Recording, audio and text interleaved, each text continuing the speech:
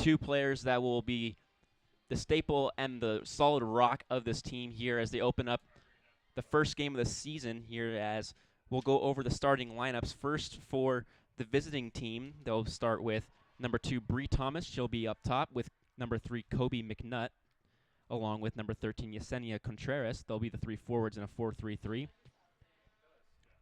In the midfield, they'll play number 21, Bree Barrerio, number 22, Kennedy Chaudere, and number 23, Nicole Lindsay. The back line will consist of number 9, Peyton Ross, Corey Lewis, Lauren Crenshaw, and Aaliyah Davis. And in goal will be Alyssa Palacios. As the first kick is underway, and UTEP won the coin toss and elected to take possession of the first half as the ball is getting knocked around in the UTEP Miners.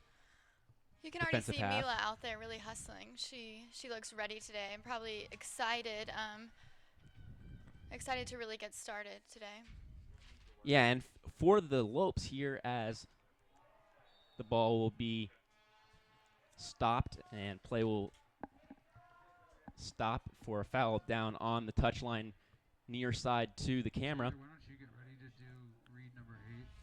Defensively for the Lopes will be Smith, Cox, Valadez, and Samodorov in the back line. Briley Hawkins, Rachel Mina, and Taylor Layton will be the three midfielders. Alexis Roberts, Mila Benedetti, and Mackenzie Cook will be the three forwards, and Mila Benedetti with Blakely Frosch in goal for the Lopes, as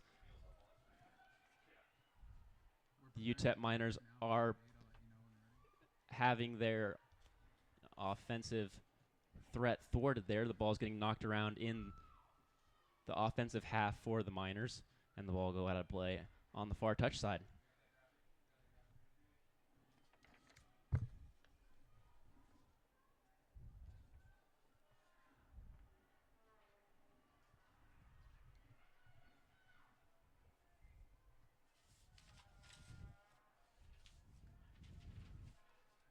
Aaliyah Davis with the throw. Long throw into the box that is going to get headed away, and it's going to knock around inside the box, but Madison Cox will be able to clear it out for another throw for the Miners. Another beautiful sunny day here in the Valley of the Sun as the Lopes kick off their first home game of the season here in the brand new GCU Stadium. We saw a fantastic crowd on Friday night for the men's game in a thrilling 4-1 victory for the GCU Lopes against the University of Central Florida. And it was a fun game. 6,000 plus fans were here on Friday night, the special event during Welcome Week on Friday. Where are the Havocs at, though, today? They are right behind the goalkeeper for the Miners, Alyssa Palacios, and they're going to be small but mighty tonight, this afternoon, as they'll try to get in the head of Palacios in goal, wearing number 5 tonight in a red top. Miners are wearing orange shirts, shorts, and socks, and the Lopes are in all white tonight.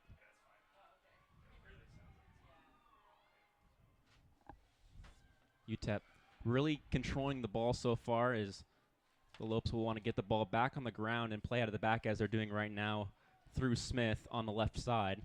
Ball will be played up to Roberts, and she'll try to go 1v3 here down this far sideline, and the ball is going to get cleared out of bounds. Men's basketball begins a new season on Thursday, November 3rd. Score your 2016-2017 season tickets today to secure the best seats and be a part of the action all season long. Get your tickets today at lopestickets.com.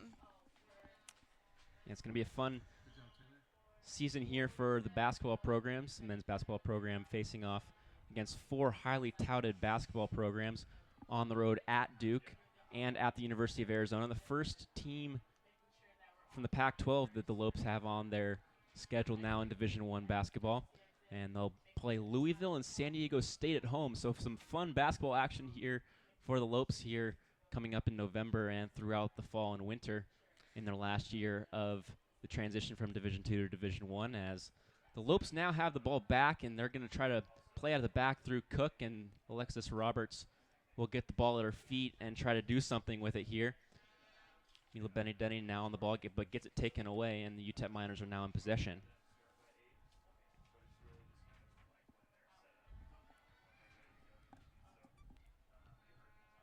Quickly down the left flank from Bree Thomas, and she wins a corner kick for the Miners. Bree Thomas in her senior season from El Paso, Texas.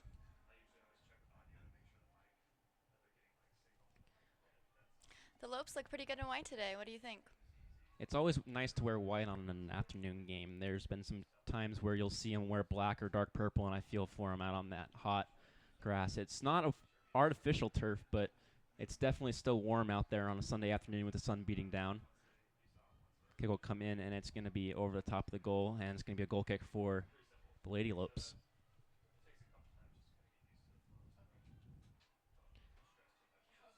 Couple familiar faces from the Valley and from Tucson here for the Miners. There's 5 players from this UTEP Miners team that are from the state of Arizona. We got a local, Lauren Crenshaw. She's from Gilbert, Arizona. She attended Shattuck St. Mary's High School. I think that's kind of a small school.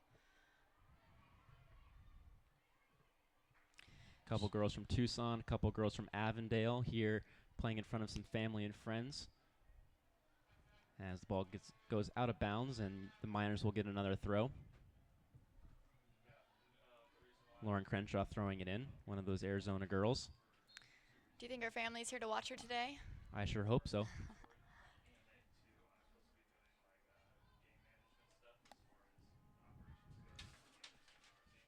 Kelsey Smith with the throw from the near sideline. And a little pulling and little physical. tugging there. Yeah, absolutely. It's not a non-contact sport. Soccer is definitely a sport where you can get injured, and you'll see a lot of knee injuries, which is very, very heart-wrenching to see knee injuries, especially some concussions out there. Soccer is one of the highest concussion-rated sports in all athletics. As Mackenzie Cook will whip this in with her left foot, wearing a captain's armband tonight. She'll look to get on the ball on the head of a couple players. Mila Benedetti's in there. Alexis Roberts is in there. Whipped in, and it finds a UTEP Miners head. Partially cleared. Benedetti gets the ball. A shot from Briley Hawkins ricochets into the Miners' back line. Still bouncing around up in the air. And the ball is finally cleared out for a Lopes throw-in. Good pressure here from the Lopes off of that set piece. As Cox will clear that one off the body of Yesenia Contreras. And the referee will halt play here to check on her as that ball came awkwardly off of her body. Ball's whistled back into play, and Smith will throw it in from the near side.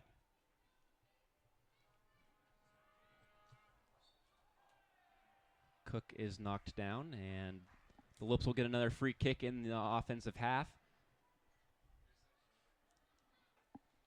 Valadez standing over this one.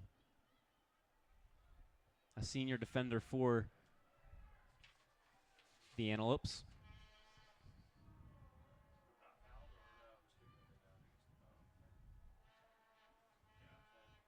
One of 3 seniors starting for the Lopes today, as the ball is cleared out. And the Miners will look to counter here in a 2v3 situation.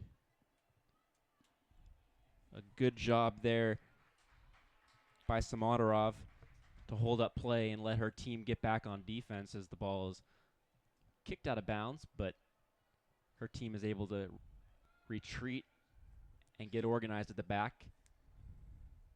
That's some good defense by freshman Katie Stein. She's wearing jersey number 27. She's from Redondo Beach, California. She looks quick. Yeah, it's going to be a game of speed here as both teams look like they got a lot of pace. As the Lopes get a call on the far side, and they'll play the ball out of the back here and look to key in on one of our keys to the game, which was playing it out of the back and keeping possession.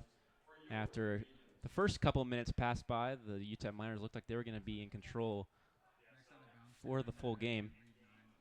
But the Lopes have settled in, and it's going back and forth now as the ball in from Valadez is headed high by Briley Hawkins, and Cook wins the ball in the midfield and is looking to attack out wide to Roberts as she gets past her defender, and she's going to get a call, and there's going to be a card given to number 18, Lauren Crenshaw, as she was pulling down Alexis Roberts, doing very well to stay on her feet, keeping the ball and showing her strength out there, the work that the athletic training staff and coaching staff has been able to do to keep these girls fit and strong for the season. Briley Hawkins and Mackenzie Cook standing over this one. Mila Benedetti will come over and have a little chat, and they'll talk about how they want to take this set piece. Benedetti will get on the left side of the wall, try to be a little bit more of a distraction for the goalkeeper, Palacios. Just give her an extra thing to think about as the Havocs are behind the goalkeeper, blowing their vuvuzelas.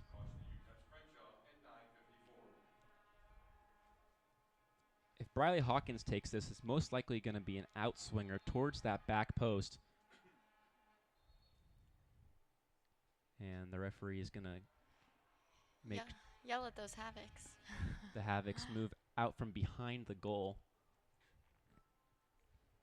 A little bit of a delay in the play here. 10 minutes gone so far in the game.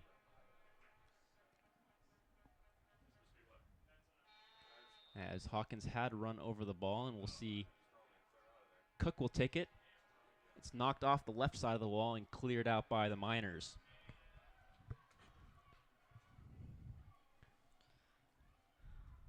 Two offensive set pieces there for the Lopes. And the ball is quickly back up to the feet of Taylor Layton, one of those three seniors on the field for the Lady Lopes. Good 1-2 there from Roberts and Smith. Mila Benedetti with the ball, and she kicks the ball with her left feet, but it's gathered up by Palacios. Mila has really great energy out there. I love watching her play. She's definitely an Energizer bunny out there running her tail off, and it's showing out there so far as the Lopes have had the bulk of the offensive threats and are keeping possession well so far. Mila's only a junior, but even last year she played like an upperclassman. For Reed 9, Taylor? Absolutely. Playing in all 19 games, starting all 19 as well. Can't get enough Lopes gear? Go to gcuteamshop.com to find anything from clothing to coffee mugs. Show your Lopes pride and visit gcuteamshop.com.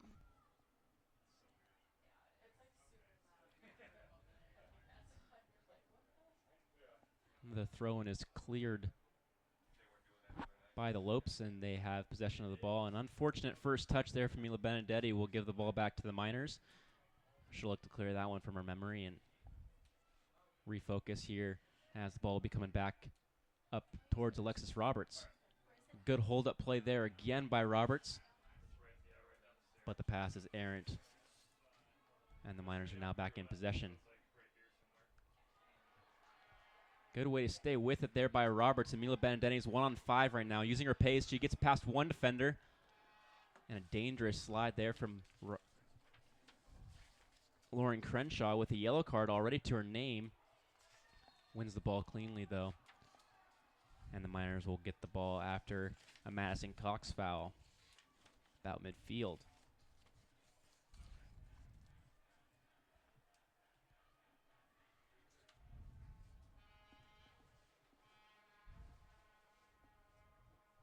A constant noise from the right side of the field, right behind the goalkeeper Palacios. Few in numbers in the student section today, but they're still loud here on the Sunday afternoon, the last day of summer, as a shot from Kennedy Shottery is offline to the right, and Blakely Frosch will get a goal kick here for the Lopes.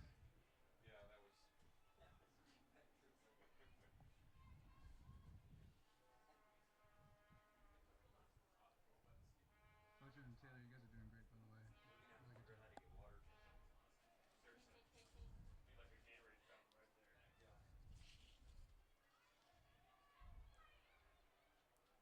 Good defensive play there by Leighton to win the ball back. An unfortunate pass there, unlucky there from Roberts. A great dummy by Bree Thomas, but the ball is just too long for her to run onto after she let the ball run through her legs.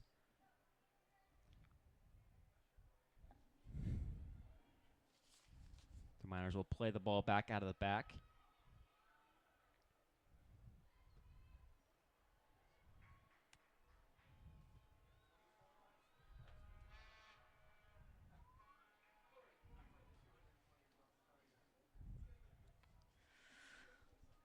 People watching right now, guys. Blakely, our goalie, she is a junior, also a strong player. Played in a lot of games last season. A WAC preseason selection. One of the two WAC preseason selections, her along with Mila Benedetti. Two players that the Lopes will use and really rely on this season, along with Madison Cox, the lone goal scorer so far for the Lopes in the season, playing in 3 games. Cox scored a first half goal against Idaho in a 3-1 loss last weekend, as the Miners win a corner kick on the far side. Kobe McNutt will take the ball from the corner, raise her right hand for her team, signaling a set play.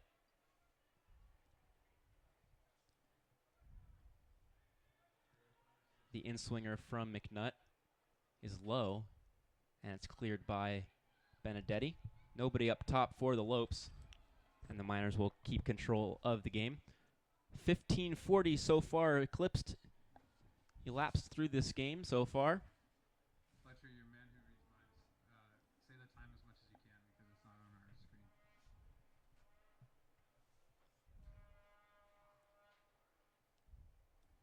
And the Lopes will get another goal kick here. 16 minutes gone by.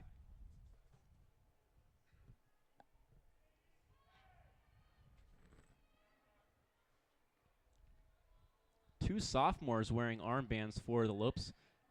An interesting choice by Derek Leader, but most likely a wise one, as Cook and Hawkins are two midfielders for the Lopes that really are going to be fantastic players. Cook playing a lot of games last year, playing in just about 19 games, starting 19 as well. And she's only a sophomore from Silverdale, Washington. Hawkins is another sophomore. Both of them wearing armbands tonight. Cook playing in 19 games, starting 11 last season for the Antelopes, scoring 3 goals. It's awesome to see freshmen start at the Division I level. I think that's hard to find, especially, we're a mid-sized level school, but I think it's great that, in a growing program, an emerging program, we can have so many freshmen come out and see playing time so early on as well. Absolutely, and it just shows the work that the coaches at the club level are doing for women's soccer and men's soccer in this country. As Taylor Leighton wins the ball at about midfield, and she'll carry the ball. She'll turn and look for another Lope. Passes to Smotarov, as she quickly has to get rid of the ball, and it's to a Miners defender. A very different tone today from the Friday night game. We came out and scored very early on. It was a very live atmosphere. Today's a little bit more relaxed, kind of a slower start, but I think it's going to be a really great game. Absolutely, as it's still 0-0, not the quick 2-0 game that we saw in the first 19 minutes on Friday, but we should see some goals here as both teams have threatened the Lopes with the more threatening attacks. both from set pieces, as an offsides is called there for the Miners, and Blakely Frosch will play the ball out of the back after the offsides call.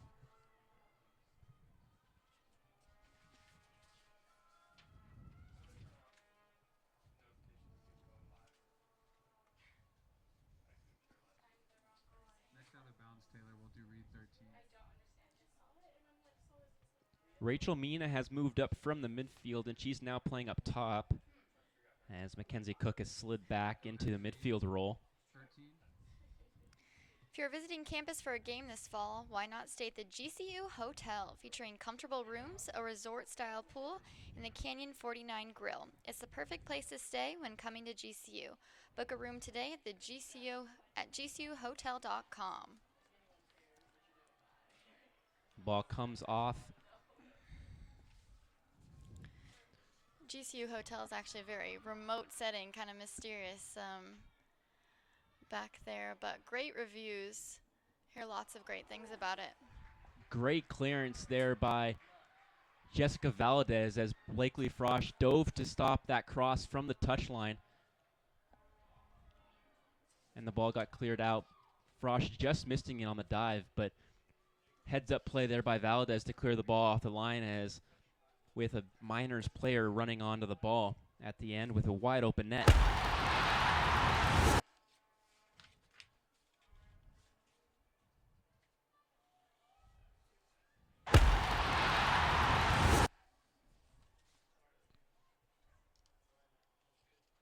Ball in, cleared there by Hawkins, but just to the end of the 18-yard box. Left-footed attempt from the Miners is errant. And the Lopes have another goal kick.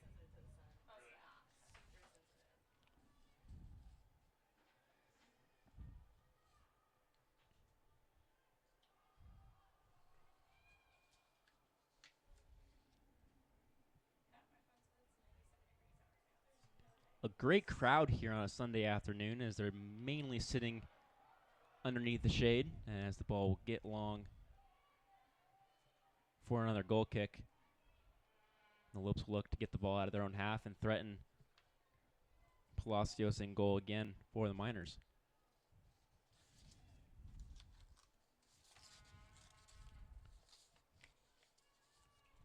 First 2,000 fans were given purple tank tops today.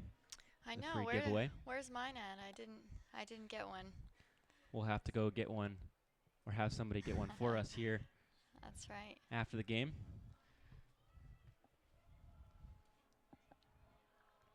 Ball into the corner. Fantastic there Wow. from Smith to win that ball back. Mina will hold the ball up, and she'll play the ball back out to Alexis Roberts. Another diving attempt there by Lauren Crenshaw, the Arizona native.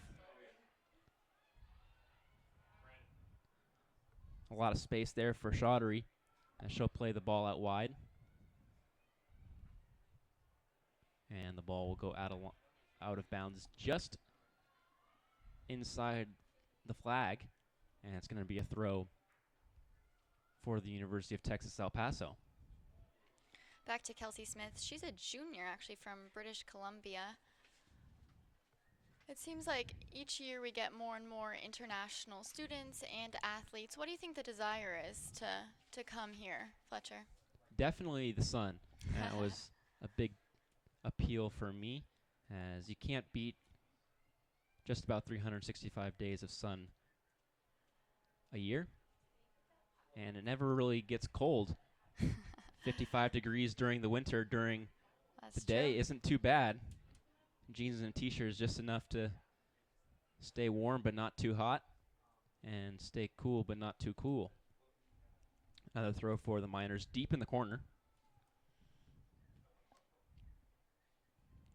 And there's multiple British Columbia or Canada players for the Miners today. Number 22, Kennedy Chaudhry, and number 23, Nicole Lindsay, are both from Canada.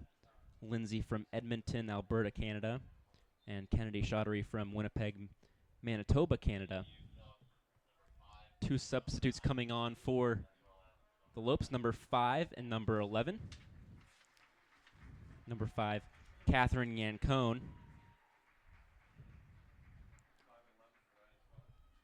Number 11, Anissa De Vera. She's actually a freshman as well from Camas, Washington. She attended Camas High School. We're now at 23 minutes and 35 seconds. Score stays at 0-0. There's now 2 Camas, Washington players on the field, Anissa De Vera and Fiona Samarov from Camas, Washington, on the border of Oregon and Washington, right along the Columbia River. Camas, Washington, a powerhouse soccer team in the Pacific Northwest, as a great ball in from the Miners is headed over the top of the crossbar. Blakely Frosch. They're both freshmen and both attended Camas High School. Teammates both in high school and at the collegiate level. That's very rare. And with 24 minutes, there's going to be a water break pre-planned by the coaching staff and the officiating staff on this warm day. We see this often now. It started coming about after and during the 2010 World Cup down in South Africa, as temperatures that can reach 100 degrees would cause players to be dehydrated, and it was advised that there would be games stopped for water breaks, and that's exactly what they're doing. Contemporary Christian band and GMA Dove Award winner Casting Crowns makes its return to GCU Arena this fall on September 23rd at 7:30 p.m. Joining the band, it's 5-time Grammy nominee Matt Maher and newcomer Hannah Kerr. Get your tickets at gcuarena.com. There was actually a concert, I believe, last night in the arena, too, as well. The Lecrae concert. I missed it. I wanted to go to that. Yeah, Lecrae Christian rap, correct? Correct. He's pretty good, too. He's been around for a while. He creates some good beats, and he's pretty relevant, pretty good. So I think he was actually on campus maybe last year, too. He's been here a few times over the time that I've been here, the 4 years I've been here. So a good connection there for Grand Canyon with Lecrae, as they've been able to utilize his name to bring students here, because nobody can miss out on a free Lecrae concert when his ticket prices can go for a good amount of money. He's very relevant and very good at what he does. That's Both right. teams are coming back out from their short water break. 24 minutes and 10 seconds have gone by. Time was stopped. There's no stoppage time here in college soccer. It's all the discretion of the center referee.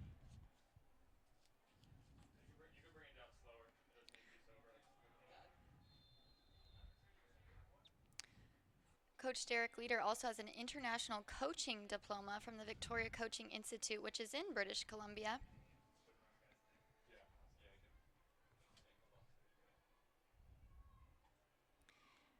He's in his first year. He brought with him His wife, Kim? and assistant coach Mallory Rutledge. She was an assistant coach at Georgia State for 4 years. Leader was the head coach for 3 seasons. He also brings in Jordan Day, all 3 of them in their first season here on the coaching staff at Grand Canyon University. A little ricochet ping pong action down the far sideline, deep in the corner, and the Lopes will win a throw in here. Can't forget about his daughter, Jacqueline, also. I bet Bring they're with him. enjoying this desert heat compared to Georgia. It's probably about the same, though. Probably really hot there, too, down in the south. Very warm in the summer. Also a lot more humid than the summers here in Arizona. It's pretty humid here. We're in haboob season. Dust storms and lightning storms and rainstorms that flash through, causing flooding. There was flooding here earlier in the month. Yeah, the soccer stadium actually got a little bit of water as well. 2 substitutes coming in for the Miners. We'll get those to you when we get them.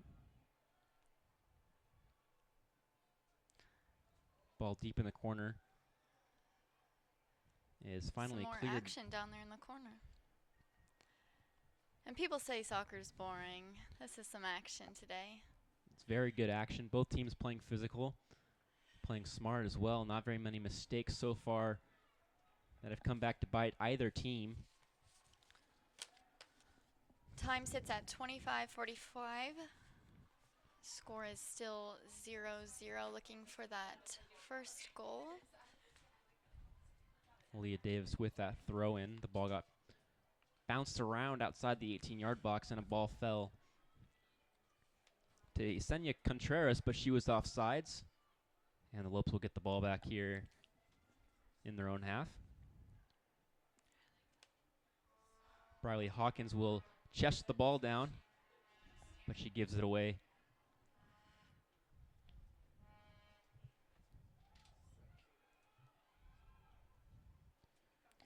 Briley Hawkins is a local junior from Peoria, Arizona. She attended Sunrise Mountain.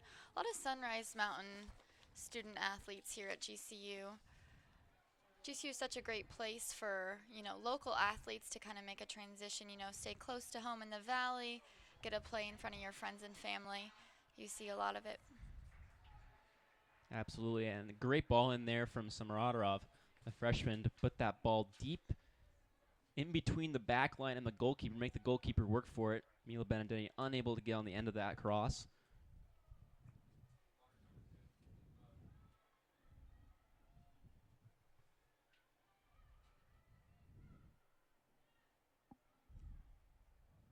Ball gets kicked out of bounds.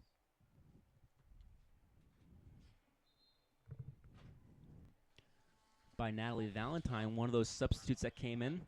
She's a freshman out of Garland, Texas. Trying to get past.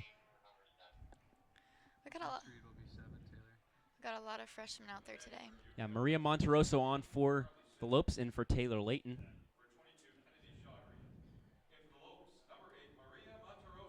Monteroso playing for the Guatemalan national teams. She's one of two Antelopes that have experience at the international level for the Guatemalan national team. Jessica Valadez, a defender today, has experience with the youth squad for the Mexican national team. They practiced right here just a few weeks ago before heading down to Rio for the Olympics. Yep, the Mexican national team practicing here before the Copa America, and the women's United States national team practicing here as well back in May. 28-27 so far eclipsed in the game as Blakely Frosch boots one out of her own 18-yard box. There we go. Lopes have the ball back and playing some good, simple soccer right now. Cook looking to get past her defender, and she's going to play a ball into the corner, but Benedetti's not going to run after it. A little bit of miscommunication there between the two Lopes playing on the right side right now. Emphasizing on that simple-minded plays, kind of like Coach Leader had mentioned. He just wants them to keep their composure, play simple, play collected, work as a team. He mentions continuously that the team is growing, and he really wants to build off of, the skills they already have coming in as a first-year coach. He's just really trying to get to know these girls better, get to know their skill set, and really just grow this women's soccer team. Yeah, we've seen different starting lineups in all four games for the Lopes here as Leader's trying to figure out what works best for his squad and who he's got so far on the team.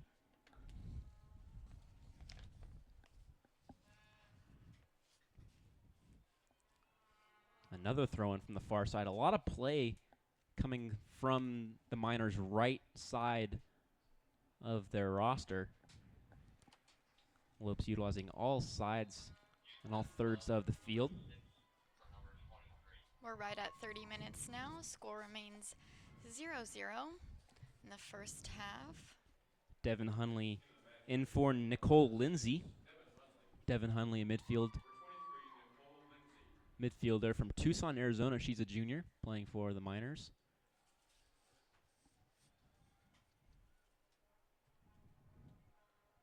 Valentine with the ball out wide on the far side. She's going to take the ball to the corner and just kick it off of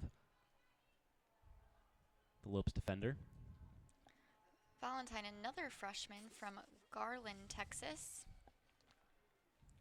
But the ball's going to stay with the Antelopes for GCU.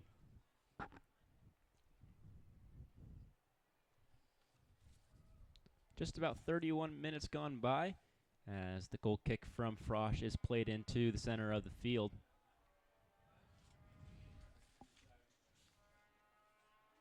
Valentine runs that one down, but gets a touch, and the Lopes will win a throw-in on the far side.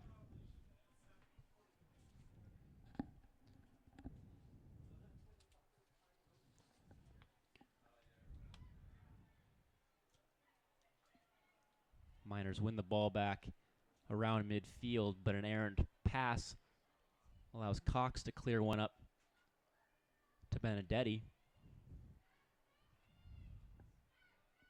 She'll muscle the ball off of a Miners player, pass it out to Blakely Frosch.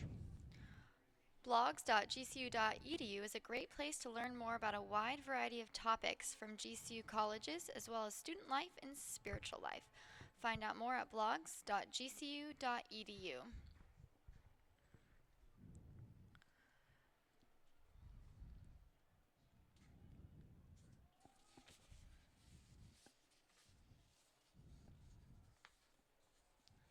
Great turn there by Kiki Racinios to win the ball back and turn her defender, and then she's going to win a free kick and going to get a yellow card for the Miners. Their second yellow card of the game.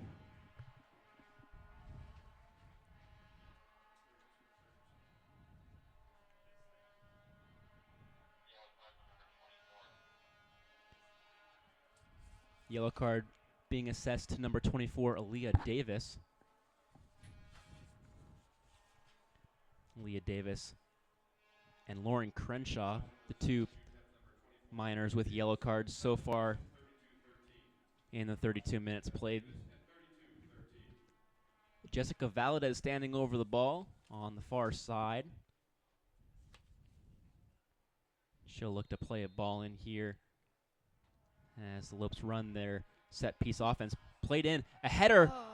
Just a great save there from Palacios as Briley Hawkins is upset she couldn't put that one in a corner, but she heads it right at Palacios. Fantastic save there from the Miners goalkeeper. Another ball in, this time from Benedetti, just too long for Kiki, and the ball will go out of play with 33 minutes gone by. It was a great play by Briley Hawkins, though. In 2015, she appeared in 17 games with 10 starts. She had 1 assist. In 2014, she had 15 starts as a rookie.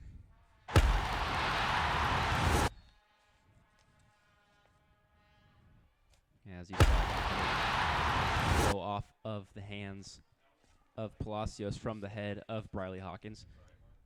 Number 20, Gianna Mullen in the game for Bree Thomas here as 33 minutes have gone by. A foul is called, and the Miners will get a free kick in their own half. Long Great kick. ball in. And there's going to be an offsides called on the Miners. Before you guys can talk about Friday's game and let them know that they should recap at halftime with some great footage. We're just about 12 minutes from halftime. We'll recap a little bit of the first half for you, show some replays, and kind of discuss what the Lopes need to do going into this second half. Absolutely. Score remains 0-0. And if you missed out on Friday's fantastic, thrilling matchup between the visiting UCF Knights and the Grand Canyon University men's soccer team, who played their first home game of the season, Mila Benedetti back on offense with the ball. Her shot is stopped by Palacios, and the Lopes win another corner kick here.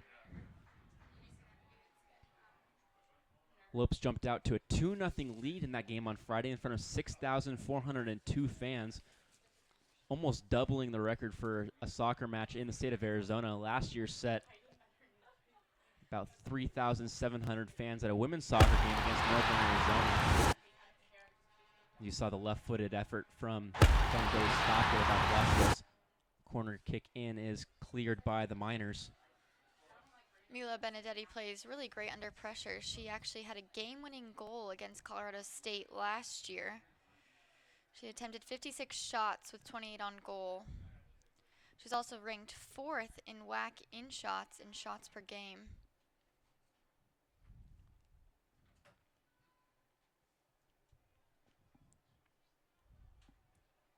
She's a smart player, along with Mackenzie Cook, who won that ball off of the clearance and allowed the Lopes to get the ball back in their own offensive half and now have a throw in near side down by the right corner flag. Ball will be cleared and the Lopes will win another throw in. When are we going to see a goal, Fletcher? Hopefully in this half, as the Lopes only have one goal so far, and they're really trying to get balls in the back of the net, looking to find scoring some way, somehow. There's been multiple threats. The Lady Lopes two shots on goal. Though. They just got to keep playing their game as the Miners are going to get another corner kick.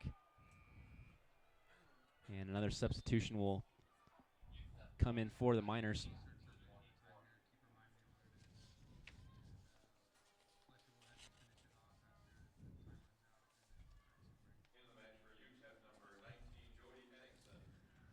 We're at about 36 minutes and 40 seconds.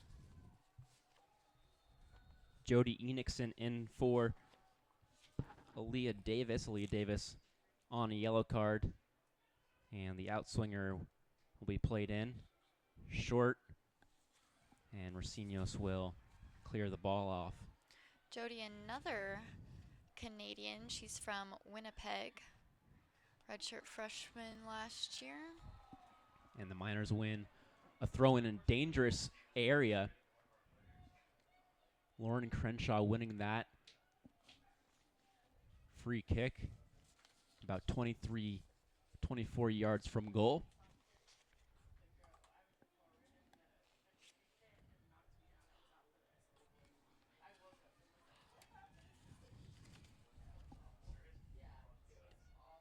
Carly Simmons will take the free kick.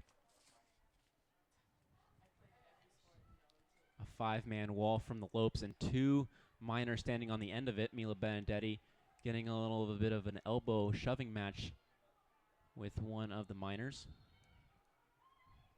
The shot is right into the wall.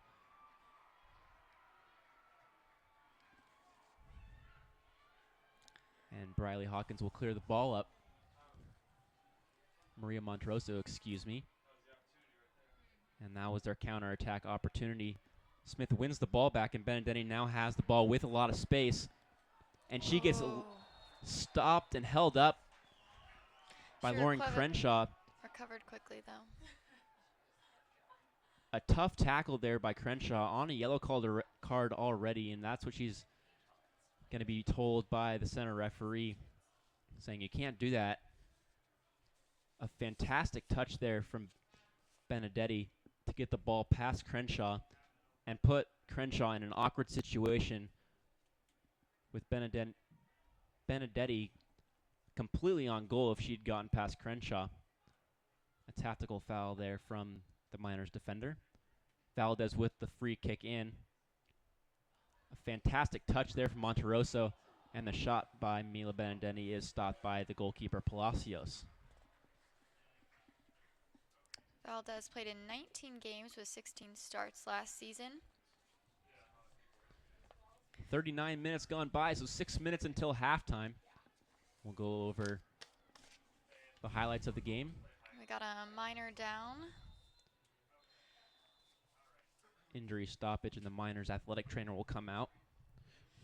She looks in pain.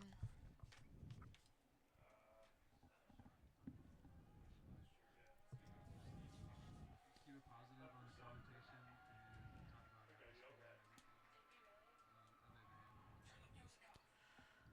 Fantastic support here on a Sunday afternoon as the fans are relaxing on a warm Sunday afternoon. 1:44 here in the Valley of the Sun. Fans sitting in the shade in a fantastic facility here in the just the second game of the season that the stadium has held. The pitch endured a 4-1 game on Friday night between the Grand Canyon University men's soccer team and University of Central Florida. Another great turnout here on a Sunday afternoon before classes start. Out here in the 100-degree weather, a little bit hotter than it was on Friday night. Still a really great turnout, though. Absolutely. You can't turn down a free tank top, especially on a 100-degree day. That's right. Come out, watch some soccer, relax, hang out with friends, meet new friends, as both teams will get some water.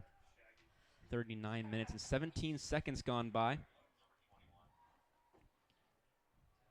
as both teams will regather and reorganize on the pitch. Yeah, this game closes out the festivities for Welcome Week back here at the GCU campus. We have now over 10,000 students living on campus with an additional 7,000 population of commuters. Taylor, go ahead and read number 2.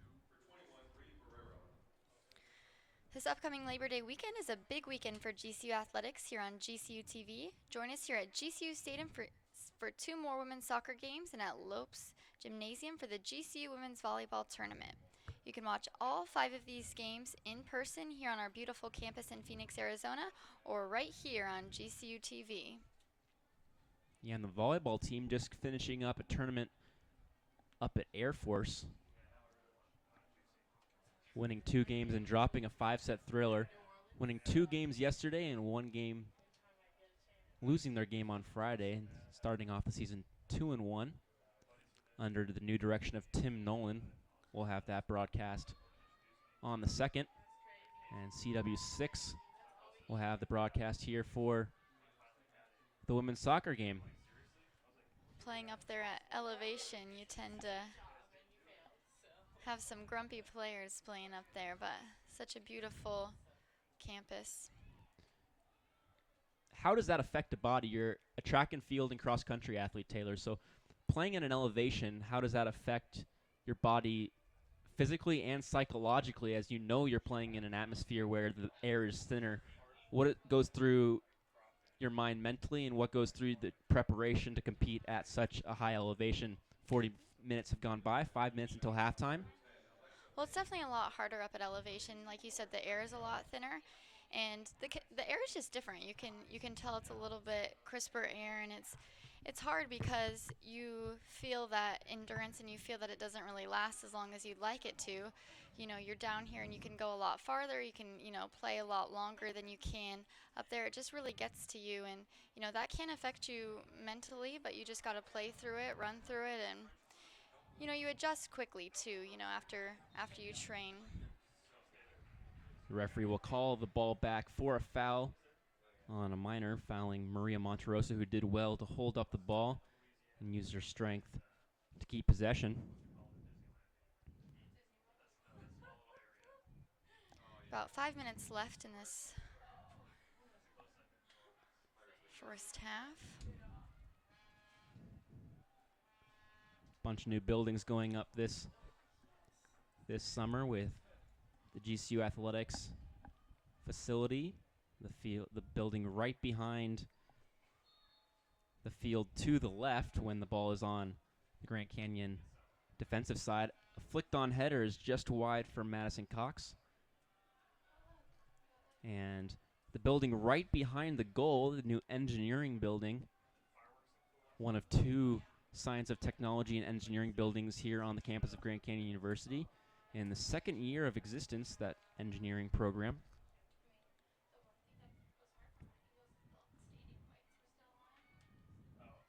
Smith gets the ball and is sandwiched by 2 Miners players.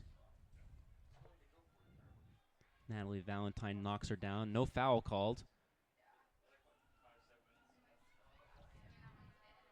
Gianna Mullen carrying the ball and is stopped by the Lopes defense. Neither team really holding possession for very long here, as the ball is kind of bouncing around between orange and white jerseys. Seeing a lot of contact today. Good shoulder-to-shoulder play there, but unfortunately Ursinos is going to get called for a foul as both players were going at it shoulder to shoulder there.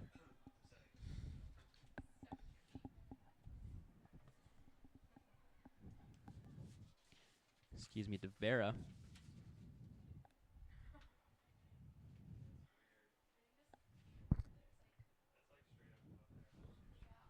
Vanessa De Vera wearing number 11. And Maria Monteroso is going to get a yellow card for dissent there as she knocked down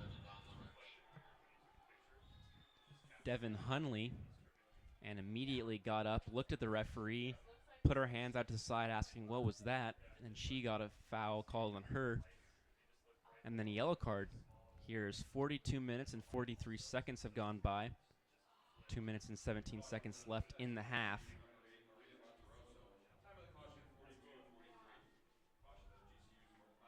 Substitution getting ready for the Antelopes. Number 34, Joanna Lagunas. Ball in from the Miners is right at Frost. She'll collect the ball. Save. Much to the applause of the fans. And she'll tell her teammates to get up and she'll boot one into the center circle. Won by the Miners. And they now have a counterattack cleared by Cox out of the back. But just as far as Valentine. Sliding tackle by Cox gets the ball clear yet again, and the Lopes will be able to reorganize at the back defensively and defend against this throw-in. Valdez will boot that one way out of the playing surface.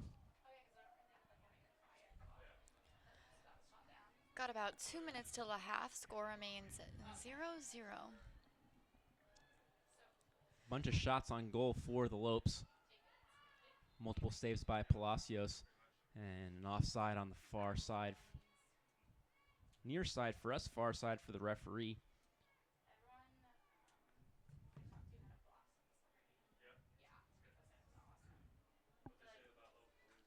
Four shots on goal for the Lopes. 2 for the Miners. The University of Texas, El Paso. El Paso, Texas. The host for the Sun Bowl, a football bowl that has been around for decades. Pac-12 schools 45 seconds left. Participating in that. Fantastic bit of footwork there by Samadorov as there's just 35 seconds left in the half. Mila Benedetti trying to get something working. She's spinning and turning, and she's going to kick one. That's going to go off of the head of the Miners defender and right into the gloves of Palacios. 44:40 on the clock as 20 seconds are left in this first half.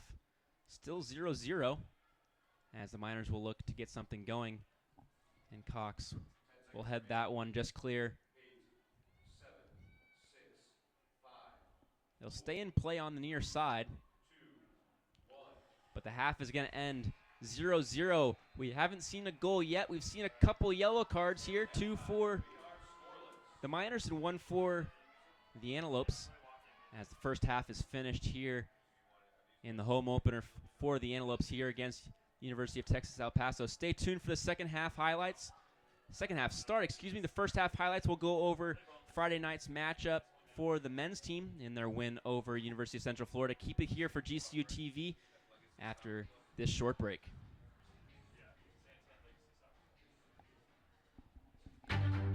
There's a surge of excitement at GCU as the Lopes gear up for greatness. We do not accept defeat. We will not disappoint. We will not quit.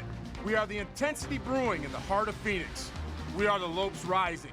Come watch us defend our house against Louisville, San Diego State, and rival New Mexico State. Catch all the family-friendly entertainment. Games will sell out. Get your basketball season tickets today at lopestickets.com. At GCU, earning your degree online doesn't have to be without the college experience. To find your purpose, it takes support from those around you. GCU's leadership offers over 3 decades of experience in delivering real-world degree programs online. GCU's online class size averages less than 17 students with full-time faculty. Find your purpose online at Grand Canyon University. Call us today at 855-428-7692. GCU offers more than 200 innovative programs across 9 colleges, which now include cutting-edge next-generation programs in engineering, computer science, and information technology.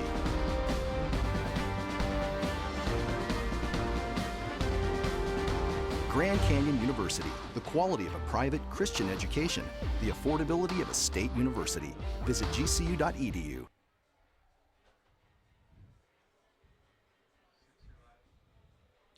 Welcome back to the beautiful stadium here at GCU. We just wrapped up the first half. Score remains 0-0, but we're hoping for a little more second half action here for the GCU Lady Lopes. Tell us a little bit about what happened in the first half, Fletcher.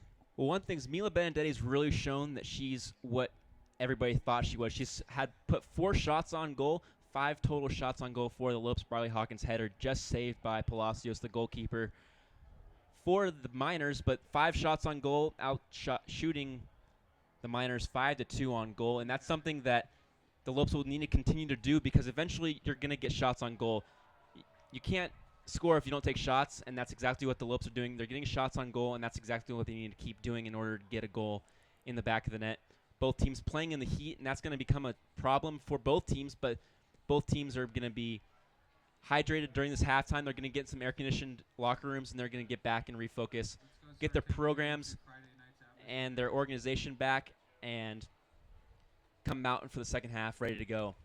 Little bit different scene here on Sunday versus the men's game back on Friday. The men really came out strong, really scored hard early on. Different atmosphere. Do you think the crowd has anything to do with it? What do you think the difference was Friday night versus today? Absolutely. The crowd had a bunch to help with that. 6,000 fans here as the Lopes were able to score 2 early goals in the first couple 15, 19 minutes. Go ahead as the Lopes were able to win 4-1 on the opening game here at GCU Stadium, the very first game played in the brand new stadium. The Lopes scored a goal right off the bat in the first 3 minutes of the game. A poor touch by the goalkeeper, and honestly that's what it comes down to is UCF made more mistakes than the Lopes, and that's what they were able to capitalize on. They were able to score goals off of turnovers, put the ball into the middle of the goal and middle of the box, and you saw the Antelope score goals off of it. A handball penalty were able to put the Lopes in a position to score another goal and go up 3-1 in the second half, and Lopes just took it away as UCF played a lot of freshmen and weren't able to compete with the maturity and the experience the Antelopes brought with Shells Heidemann inside. Let's go ahead and take a look at the highlights from Friday night.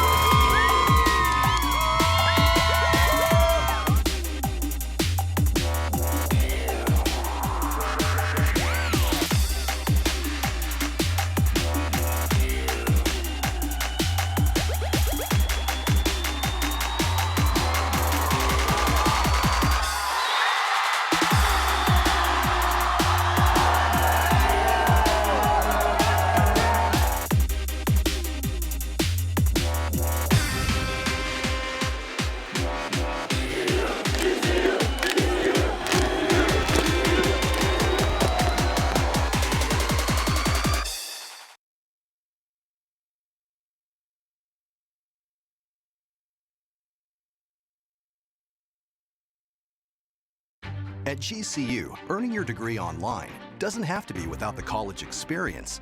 To find your purpose, it takes support from those around you. GCU's leadership offers over 3 decades of experience in delivering real-world degree programs online. GCU's online class size averages less than 17 students with full-time faculty. Find your purpose online at Grand Canyon University. Call us today at 855-428-7692. There's a swell of excitement at GCU as the Lopes gear up for their season and they're ready for action. The only NCAA D1 men's soccer team in the state will dominate the field at our brand new state-of-the-art 6,000-seat soccer stadium. Former MLS Coach of the Year, head soccer coach Shellis Hyman, leads this all-star squad at the epicenter for soccer in the state. Come catch all the family-friendly excitement. Games will sell out. Get your GCU season tickets today at lopestickets.com. Hey Phoenix, it's Thunder Dan Marley, head coach at Grand Canyon University. Coming to GCU was a great move for me. Join Antelope Nation by enrolling as an evening student at our beautiful campus in the heart of Phoenix. Earn your bachelor's, master's, or doctoral degree to take your career to the next level. Engage with industry expert instructors in small classroom settings where you can get the support you need to excel. Scholarships available. See you on campus. Go Lopes. Find your purpose at Grand Canyon University. Visit gcu.edu/evening.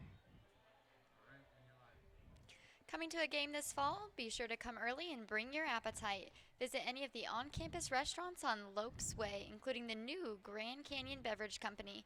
Enjoy the campus atmosphere and the beautiful Arizona weather by having dinner here at Lopes Way. Welcome back to GCU Stadium here as the second half will be underway shortly. Going over a couple of stats so far is that I think the unsung hero so far has been Briley Hawkins and Mackenzie Cook in that midfield. Mackenzie Cook not showing up on the stat sheet, but she's been able to really organize the offense well and be that staple between the defense and the offense to be able to push the ball from the back up to the offense and get Mila Benedetti 3 shots on goal. And Briley Hawkins' header on goal, which almost found the back of the net, has really been the liaison between the offense and the defense, and that Mackenzie Cook, Mila Benedetti, and Briley Hawkins have really been the fantastic performers so far in this first half, even though it's still 0-0. What about the goalies? What do you think? Who's been playing a little bit better? Blakely Frosch and Palacios have been playing fantastic. Both have 4 and 3 saves respectively. Palacios saving that fantastic header from Briley Hawkins. Hawkins was upset that she couldn't put in the back of the net, but both teams are playing really, really well here in this 100-degree heat here on a Sunday afternoon before classes start, and I think that both teams will be able to do or want to do the same thing coming into the second half. Eventually something's going to click and something's going to break down defensively for one of the teams, and the other team's going to be able to score. Hopefully it's the Lopes, as they've got more shots on goal and they've got a really substance attack. And we have a behind-the-scenes look right now at the women's team. We're going to go ahead and cut to that.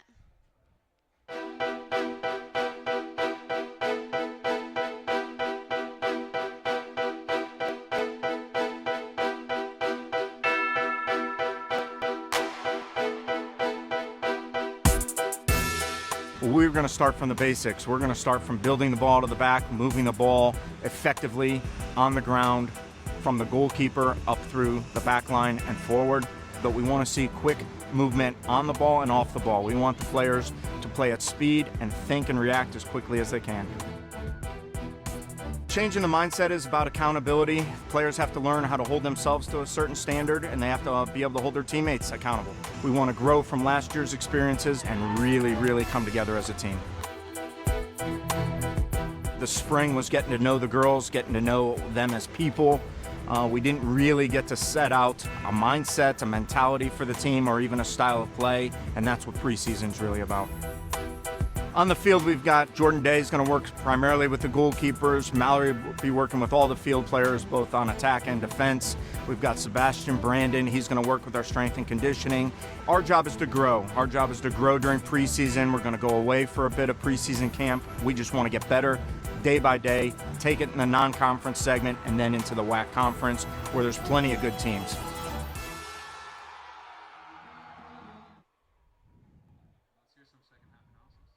What a great video. Shows kind of the hard work they've really been putting in preseason, spring season, everything. Mila Benedetti, I know we keep bringing up her name, we keep talking about her, but she brings so much energy to the entire team. She really does. She's fast, she's quick, she makes great plays. What do you think she's going to bring in the second half? She's going to continue to be a workhorse up top. She's running all over the field. She's running from the top of the box, from one side to the other box and the other side, and she's really working hard as an offensive player for the Lopes, and she's really showing her maturity as a junior and the reason why she's a WAC preseason all-conference player. What is it going to take for them to get a goal?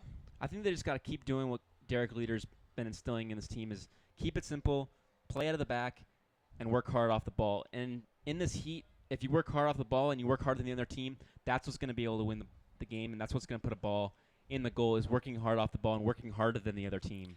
What do you think Coach Leader kind of instilled to the girls at halftime? Keep it simple again. He just reiterated, keep playing our type of game. When we've been playing our type of game, good things have happened. When we get the ball in the back four and keep it and play up to the middle with Briley Hawkins, Mackenzie Cook, and then getting the ball out wide when Kelsey Smith has been able to play dangerous balls in. Benedetti's played dangerous balls in, as we've seen her play all the way out to a corner, even though she's been a player that's playing up top. Continuing to play their style of soccer is what's going to end up working, and you saw that in the videos. Just keep doing what they've been instilling through the coaching staff, and the work that the athletic training and strength and conditioning coaches have done is what's going to be able to propel them into an opportunity for them to win a soccer game. And the Miners, they're not going to let this one go easily. What do you think they're going to come out that was different than the first half? They're going to keep playing physical. We've seen that the physical play has really been initiated by the Miners, and both teams will be able to play physically, but both teams are going to have to be able to play their game. The Miners have been getting the ball out wide, especially on that right flank. They've been using the right flank a lot, trying to break down freshman Samadorov, but she hasn't been broken down yet. So if she can continue to play well on that left back for the Lopes, then we'll be just fine, as the Lopes will look to try to get a goal here in the second half and take a lead here in their first home game. Awesome. Don't go anywhere. We'll be right back right here on GCU TV. Our company's Comfortpedic Inc. We're a local mattress company here. It's a small family business that my dad started. Now we are providing the dorm mattresses to the most recent dorms here at GCU. One of my professors, he was a professor for my junior year, Paul Waterman, he was the one that started everything. Without him, this wouldn't have been possible. I came up with a short presentation, a very quick business pitch.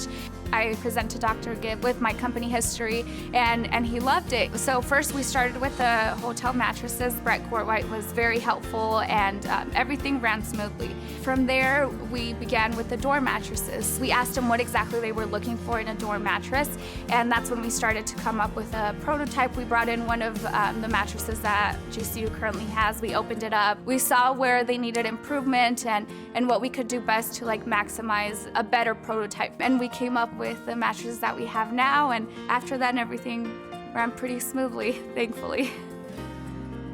You can see the community thriving along with GCU, and just the fact that GCU was willing to buy locally from a company that's only 10 minutes away, you can tell that they really want the community to grow with them. I'm very proud to say I'm a Lope, and I tell it to everyone, go to GCU, Lopes up. I'm very, very proud.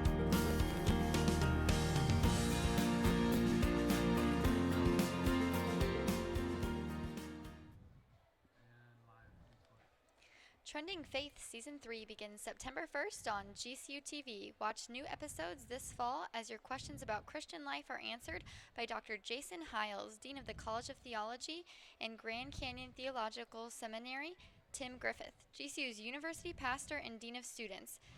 Send your questions to trendingfaith@gcu.edu or use the hashtag trendingfaith. Watch new episodes at gcu.tv. Welcome back to the second half as the teams will switch sides. They've come out of the tunnels and they've gotten their last-minute preparations from the coaching staffs. The teams will come back out and begin the second half in the 0-0 contest. Both teams looking to put goals in the back of the net. The Miners have scored 5 goals this season, all 5 coming against the New Mexico State Aggies. And the Grand Canyon Antelopes have scored just 1 goal, a goal from Madison Cox in a 3-1 loss against Idaho last weekend. Lopes are huddling up just past the midfield line, and they'll go to their respective positions. Cox and Valdez, the 2 center backs for the Antelopes, Samadorov and Smith, the outside flanks on that back line. Benedetti will start out wide left. Hawkins and Cook will start back in the middle. Rachel Mina and Taylor Layton will start in the center circle with the ball. And Alexis Roberts will start wide right here as Lopes begin the second half. Blakely Frosch is still in goal, starting her 4th game of the season. The Lady Lopes have a tough schedule ahead of them, too. The next 2 games, including Northern Arizona University and the University of Northern Colorado, both tough matchups. GCU actually beat Northern Arizona last year in a big upset in front of a great crowd. It was a fantastic, fun game in that first game of the season. That was last year's Friday opener of Welcome Week, was that game against Northern Arizona. A lot of fans came out for that one. That was the game where there were over 3,400 fans at the game, a record for soccer in the state of Arizona. The men's game on Friday almost doubled that record.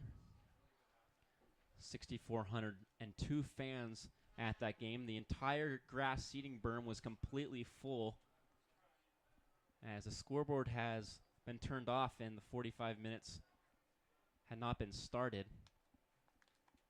Center referee halting the game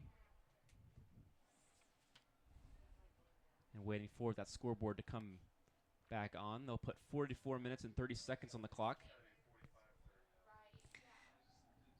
Does that throw off your rhythm, Fletcher, when you kind of have these little mishaps, you know, maybe take 30 seconds a minute kind of from the middle of the game? Does that kind of throw your mindset off, or you just kind of play through it?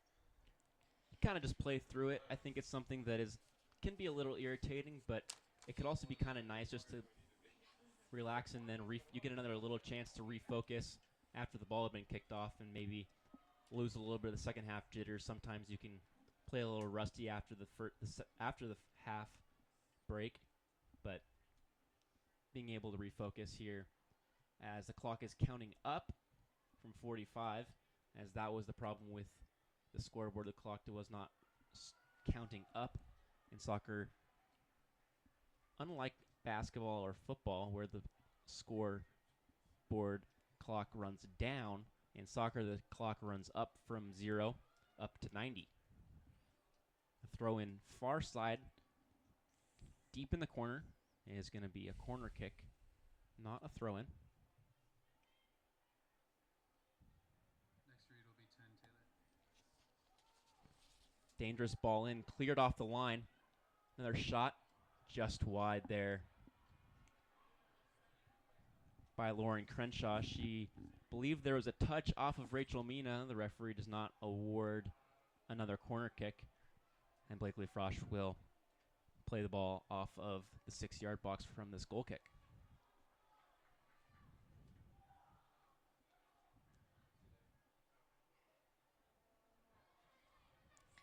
She had 91 saves in 2015. That's pretty impressive.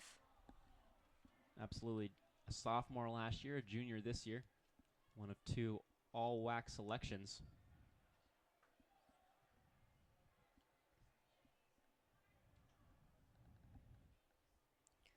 In 2014, she was actually named WAC Freshman of the Year.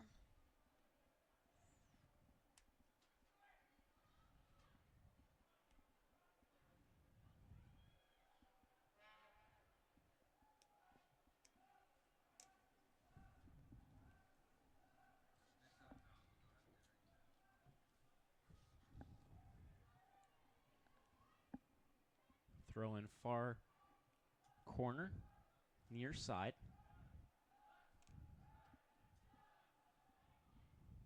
Aaliyah Davis with that throw in. Ball will bounce right back out to her, and she will kick the ball over the goal. Summer rates are still available at the Grand Canyon University Championship Golf Course. Play this stunning course at unbelievably low rates. Get your tee times today at gcugolf.com.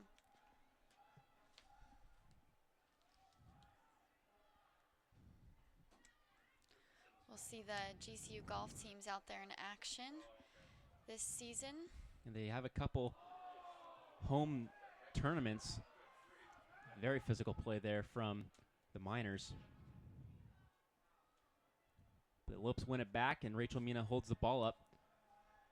A high kick out to Alexis Roberts is unable to be controlled.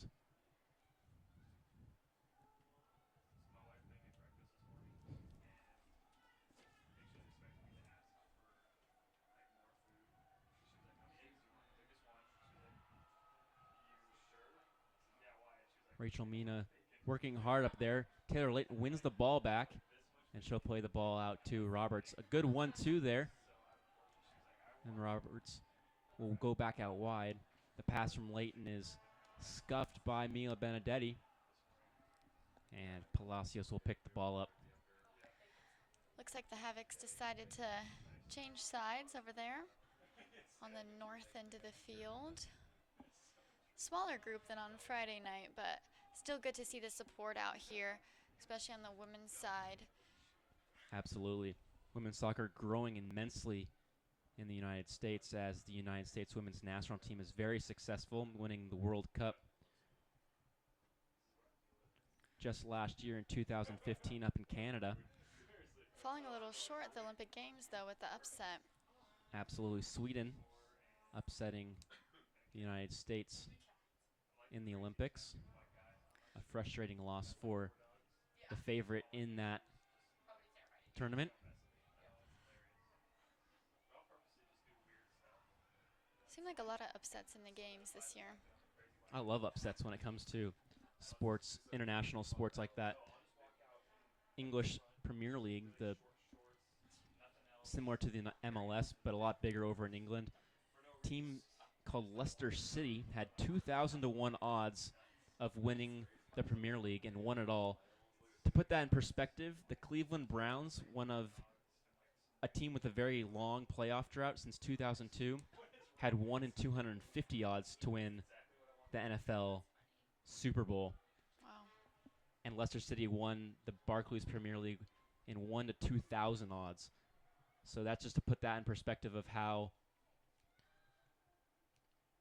fantastic and memorable of a season the Leicester City Football Club had over in England. It was the talk of the summer, especially at the beginning back in May when they won it.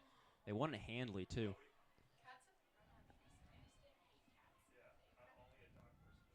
Leah Davis nonchalantly carrying that one forward.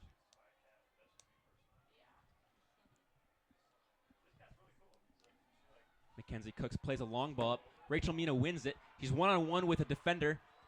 She takes a long move over towards the corner, and the left-footed effort from Mina is saved by Palacios. Good work to get past one defender. Just unable to put a dangerous ball that threatened Palacios there in goal. Mina is actually a transfer from Central Arkansas Christian. Two-time All-State and All-Conference performer.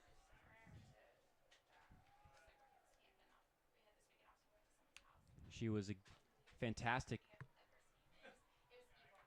player last year, played a lot of defense and midfield. Now she's a forward with Derek Leader. She's been all over the place, but she's been able to use her strength in the middle of the park to be able to help the Lopes run the game that they want to run.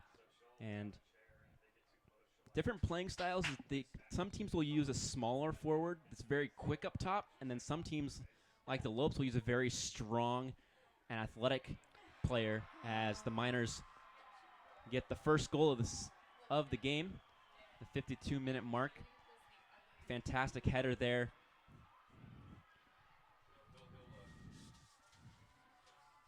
From number 2, Bree Thomas. Ball played over the top of the Antelopes, and Thomas's header unable to be saved there by Blakely Frosch. 1-0 UTEP, 52 minutes and 32 seconds have elapsed in this game. We're counting up to 90. And the Lopes will need to do something here. And Mackenzie Cook's just going to dribble past everybody.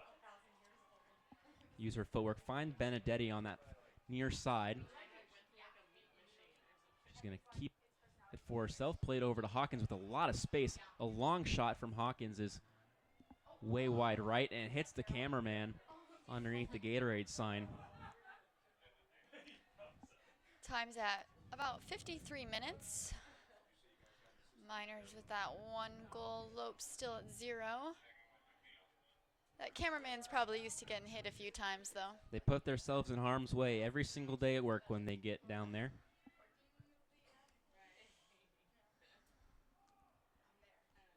Alexis Roberts heads that one straight up in the air.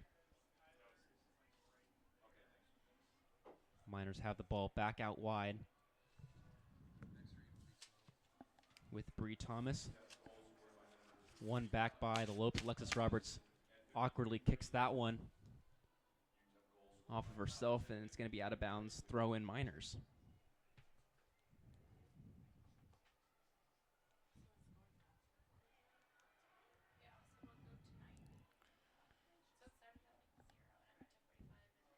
Strong work there from Bree Thomas for the Miners. Ball is cleared out just the 18-yard box. Shot from the Miners is deflected by Samadorov. And Benedetti is now holding the ball up, looking for help. She doesn't find it. And the Miners are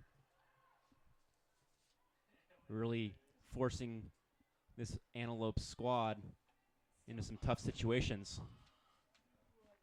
A good clearance there by the freshman for the Antelopes. Taylor Layton on the ball. A great Johan Cruyff chop there to get her defender off of her, and she wins a throw-in.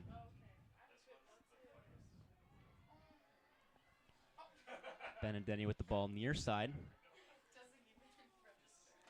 A long ball up to nobody as Mina and Alexis Roberts didn't go for that one. Lopes are going to need to continue to work hard off the ball. They're down 1-0, and they can't let that 1-0 scoreboard take the wind out of their sails. They were playing very strong at the end of the first half. They're coming out just a little flatter than we would have liked to see them here in the second half. Bree Thomas with the ball. A shoulder off of Madison Cox. A nutmeg. And it's going to be a penalty as Bree Thomas nutmegged Madison Cox, and Madison Cox stopped where she was and impeded Bree Thomas's movement. That's going to be a penalty every time. Unfortunate for the Lopes. Fantastic there from Bree Thomas. Heads up play to get Madison Cox on her heels. And after that, Bree Thomas was able to win a penalty.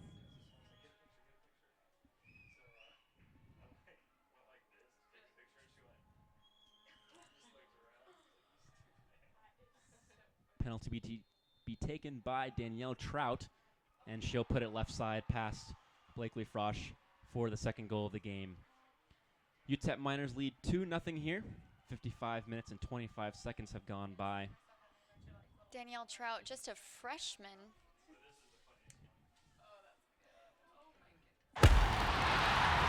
Texas. That was number 2, excuse us. We're very high up here, and that was Bree Thomas that put the ball in the back of the net. Her second goal of the game.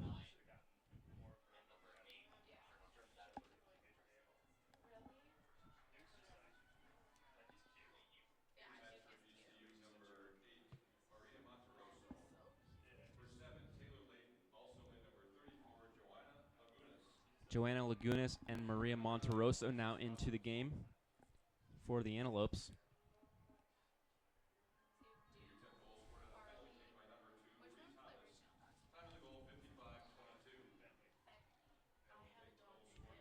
Miners playing quickly here. Get engaged with GCU on social media. Follow us on Twitter, Facebook, and Instagram. And don't forget to subscribe to our YouTube channel at youtube.com/GCU.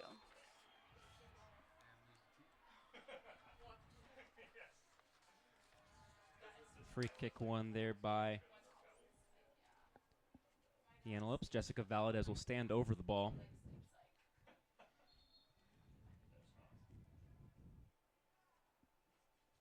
About 45 yards from goal. A good ball to the back post. Could be threatening and dangerous here for the Miners defense. High ball in.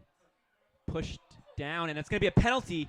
Maria Monteroso doing well to get in front of her defender, and a shove in the back wins a penalty for the Antelopes. A chance to cut the lead in half here. 56 minutes gone by.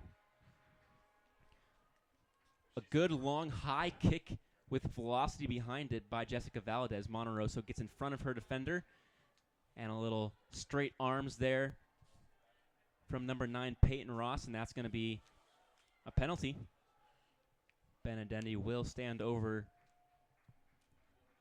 the ball. The team's outside of the penalty area until the ball is kicked. Benedetti to take. Oh, a save! Fantastic save! The follow-up is in the back of the net. A goal by Rachel Mina. Fantastic there from the forward to stay with it, Great not play. giving up after the save by Palacios. And the lead is cut in half. They really jumped on that quick. They had fast movement right after that, and they reacted perfectly, just as they should. You see the replay, a fantastic save by Palacios, but Mina's just the first one to react. A little blooping backspin ball, and that one's in the back of the net. And rightly so, fantastic response there from the Lopes. And they're back in business here with 35 minutes to play. That'll give them a lot of confidence going in. Absolutely. The fans are clapping, and you can tell just by the way that their body language is on the field. They're running after everything now, and this game has completely changed after that penalty.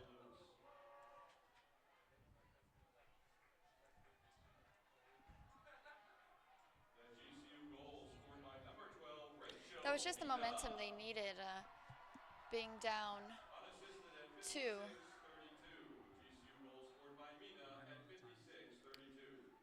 57 minutes have gone by, and the Miners win on corner.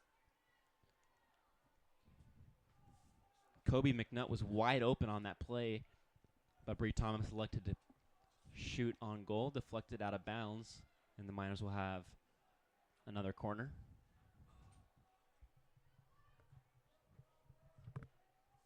Number 23, Nicole Lindsay to take. 4 Miners crowding around Blakely Frosch. They're not touching her, but they're definitely in the way of Frosch. A little agitated there, rightly so. Trying to get in the way and cause havoc there for Frosch.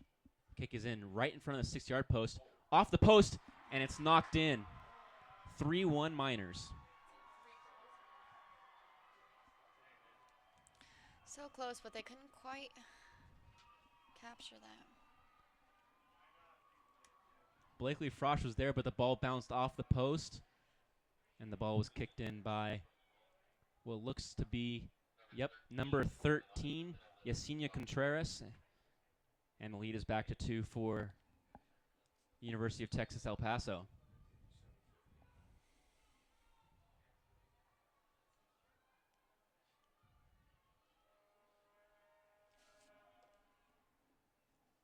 Four goals have been scored here in just the first 13 minutes of the second half. Hopefully fans stuck around after a 0-0 first half.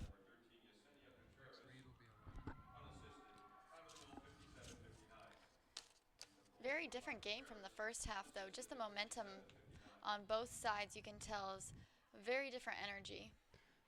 Absolutely, as the teams came out of the tunnels playing the same kind of game, but the Miners were able to score quickly. Briley Hawkins wins a 50-50 ball in the midfield, and her shot from 40-45 yards away is way wide left, and it's going to be a goal kick for the Miners.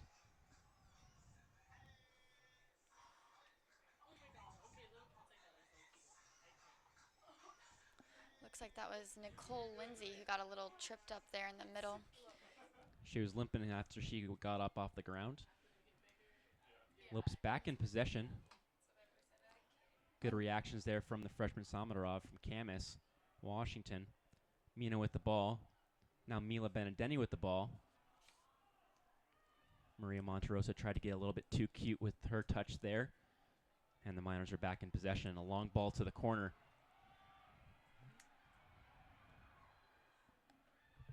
Yesenia Contreras on the ball, and she's going to win a corner using her pace to get past Samadorov. Turned into a 50-yard sprint there real fast. Yeah, a very athletic and quick movement there by Contreras to play it a long touch in front of her for her to run onto. You're faster when the ball's not at your feet, so put the ball 15, 10 yards in front of you and sprint after it instead of touching it every 3 to 4 yards. And that's exactly what she did, and she won a corner kick for her team, and they've been dangerous for the Miners scoring on the last corner kick. You don't realize how much conditioning you really need, or how much they really do run out here. What do you think that conditioning training is like? It's actually very similar to cross country. They're going to put in a lot of miles long distance wise, but they're also going to do a lot of short distance endurance work. So they're going to run for 15 yards, and they're going to run for 15 yards for an hour. Every 15 yards, they're going to sprint. They're going to take a couple second break, and they're going to do it all over again. And then they're going to play games. There's nothing that game speed can't prepare you for. So you can be conditioned based off of what the conditioning coaches are preparing you for, but you can still be unconditioned in the fact of game speed and game pace. As Lauren Crenshaw loses her balance and kicks that one over the top of the goal. Anissa De Vera into the game for Rachel Mina, the goal scorer for the Antelopes. 3-1 here on the campus of Grand Canyon University. 61 minutes have gone by as the goal kick from Blakely Frosch is won by the Miners. And they're on their front foot. Nicole Lindsay loses that one. A good 1-2 there.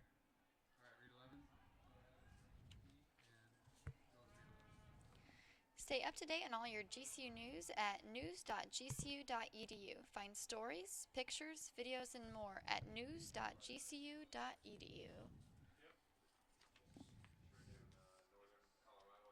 We're just under 62 minutes here.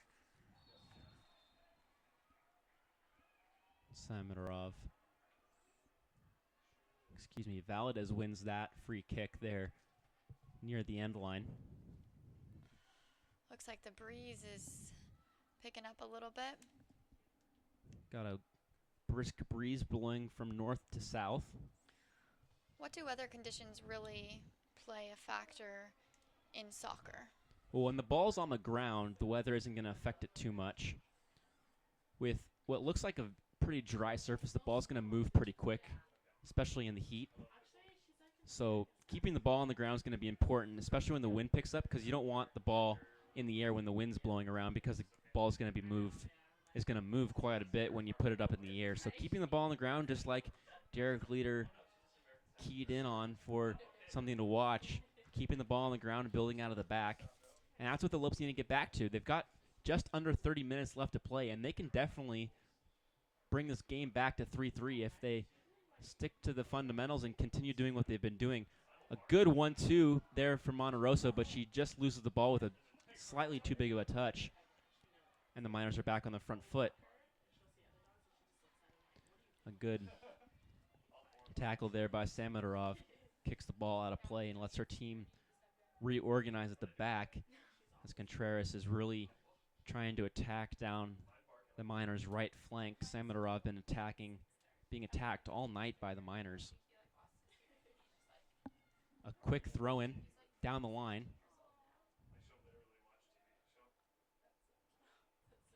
And Bree Thomas tries to recollect the ball after bodying up Mackenzie Cook. Ball goes out of bounds, and the Lopes will get yet another goal kick.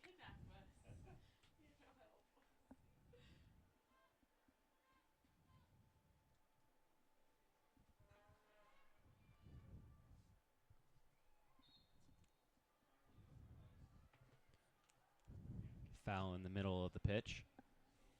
And the Miners will get the ball back. Haven't seen any yellow cards yet this half. No yellow cards, but we have seen some action through balls being put in the back of the net. 4 goals so far in the second half. Way more than the first half, which had 0 goals. 0-0 game at halftime. Offsides is the call on that free kick from the Miners.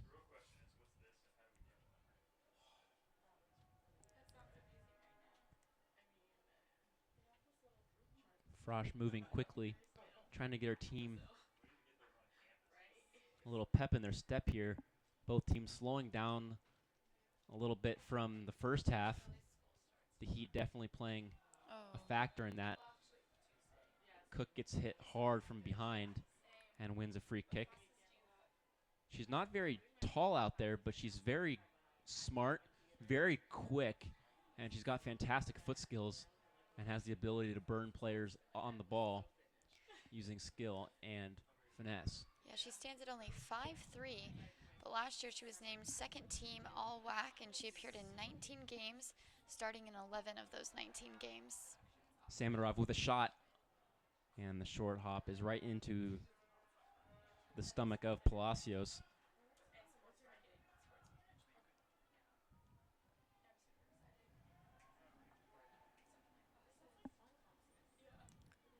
We're at about 66 minutes now. Score remains Miners 3, GCU 1. DeVera doing well to win that ball and continue going forward. Her shot low to the left and stopped by Palacios diving to her right.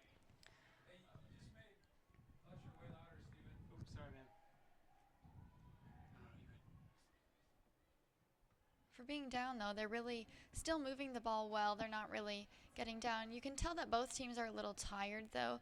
Like you said, the Heat has probably really affected that. But you can tell the energy is still high as much as it can be. Absolutely. And DeVera's playing very well since coming on. She's put dangerous balls into dangerous areas for the Lopes.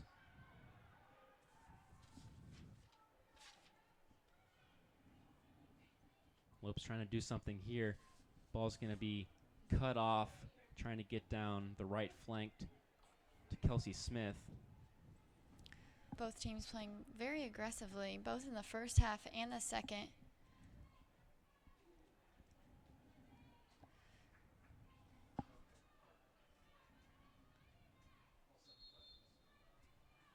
Substitution for both teams here. Madison Wisely coming in for the Antelopes. Madison Wisely, a freshman from Phoenix. She attended Northwest Christian High School. Just up by 17. Northwest Christian has a large alumnus showing here at Grand Canyon University. Next read will be 6, Taylor. Samadorov with the throw-in. Monterosa does well to hold on to the ball. A great turn there. She turns her defender and continues with the ball. Looking for help. She gets pushed from behind. No call. Mila Benedetti doing strong work again, and she loses that ball. And that one's going to get pulled back for a free kick for the Antelopes. Monterosa livid that she didn't get a call earlier, and Benedetti ends up winning one. So eventually the play was called. No cards there on the play. Three-man wall for the Miners getting set up. Maria Monteroso played her freshman season at Lyon College back in 2012. She was named Freshman of the Year in the American Midwest Conference. She was also placed on the American Midwest Conference first team. Mackenzie Cook will play this one in. Waiting for the whistle from the center referee. Monterosa is going to get a talking to by the center referee. She got a yellow card back in the first half for what looked like dissent. Talking back to the referee, not agreeing with the call, being non-verbally adamant about a call. Getting another talking to for the same reason, most likely. Now, Maria's a senior. Do you think emotions run a little bit higher as Wearing a her heart- senior? She's definitely wearing her heart on the sleeve, and that's something you like to see. But sometimes the emotions can get to you, and we actually saw that in the men's game on Friday. One of the Lopes getting a red card for a play off the ball. Yeah, Nikki Jackson scoring one of the first goals and then getting ejected from the game. Unfortunate to see, but Lopes get this one back in. An unfortunate defensive touch there by the Miners clears the ball.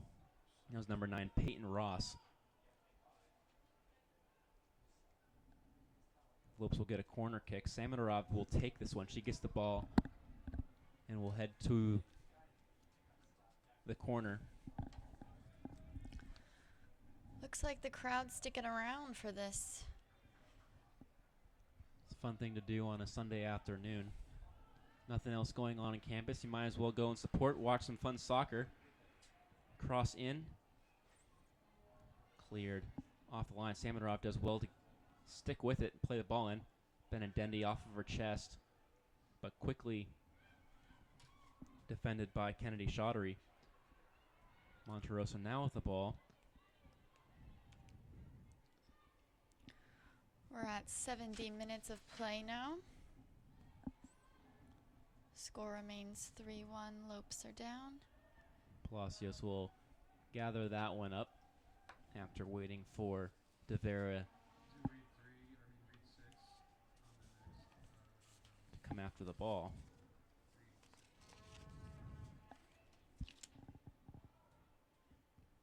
It's getting more and more physical as the teams get more and more fatigued.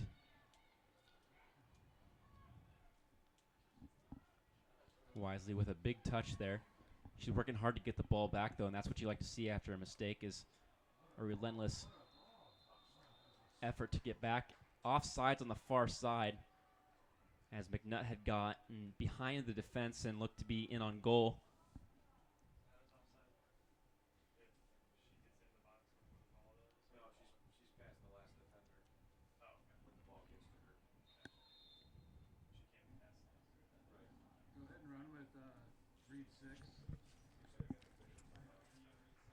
The theater season begins this week with the Mousetrap, which runs the weekend of September 2nd through the 4th, as well as the 9th through the 11th at GCU's Ethington Theater.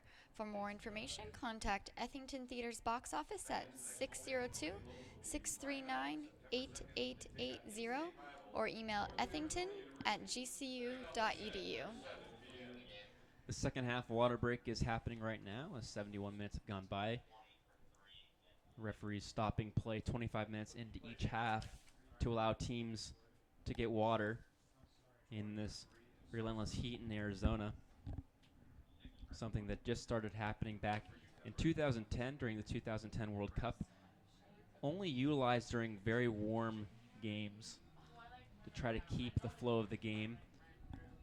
FIFA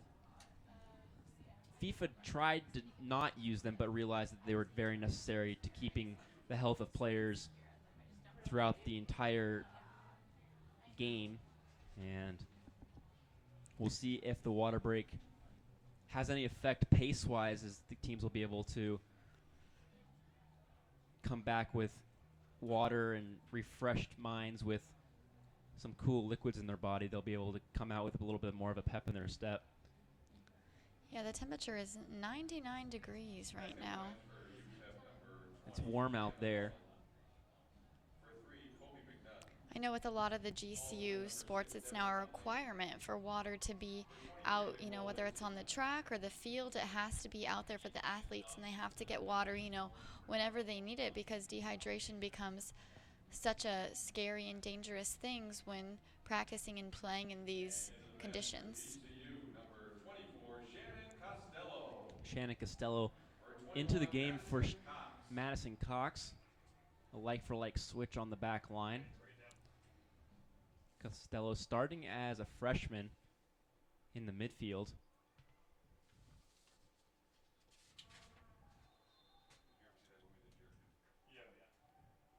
Costello now a senior from Gilbert, Arizona. Yeah, she played in 11 games last year, starting 4 of those. Wisely shot wide right.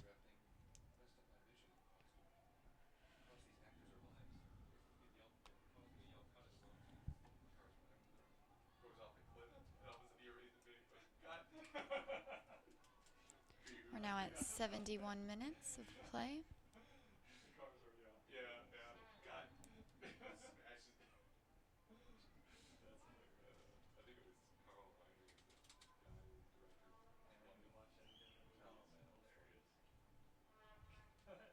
Game is slowing down just a bit. 3-1. The Miners will look to close out this game, not make any defensive mistakes. Lopes will look to pressure the Miners and get another goal and try to swing the momentum back in their favor after going down 2-0 in the second half. Great tackle there from the Lopes. Lagunas. Monterosso now with the ball being sandwiched by two Miners players. An awkward touch there from Benedetti. And the Miners are back in possession. Yeah, as much as the game has slowed down, you can see that defense is still remaining strong from both sides. I think that remains critical when you do get tired. You know, as long as you're still playing good defense and, you know, you're kind of hanging in there, you can sometimes pull through. Dangerous cross there from Bree Thomas is cleared just far enough to not be threatening there. And after a shot from the Miners went high and wide right from number 24, Leah Davis. Back into the match for UTEP, number 16, Carly Simmons. Carly Simmons into the game for UTEP. Costello clears one up to the front. DeVera trying to get on the end of that one, running down the ball all the way to the back. Palacios boots it far forward. The ball will go out wide for Lagunas. Lagunas gets the ball back from Shannon Costello. Miners getting the ball wide right like they have all game. Now crossed all the way back over to the left side.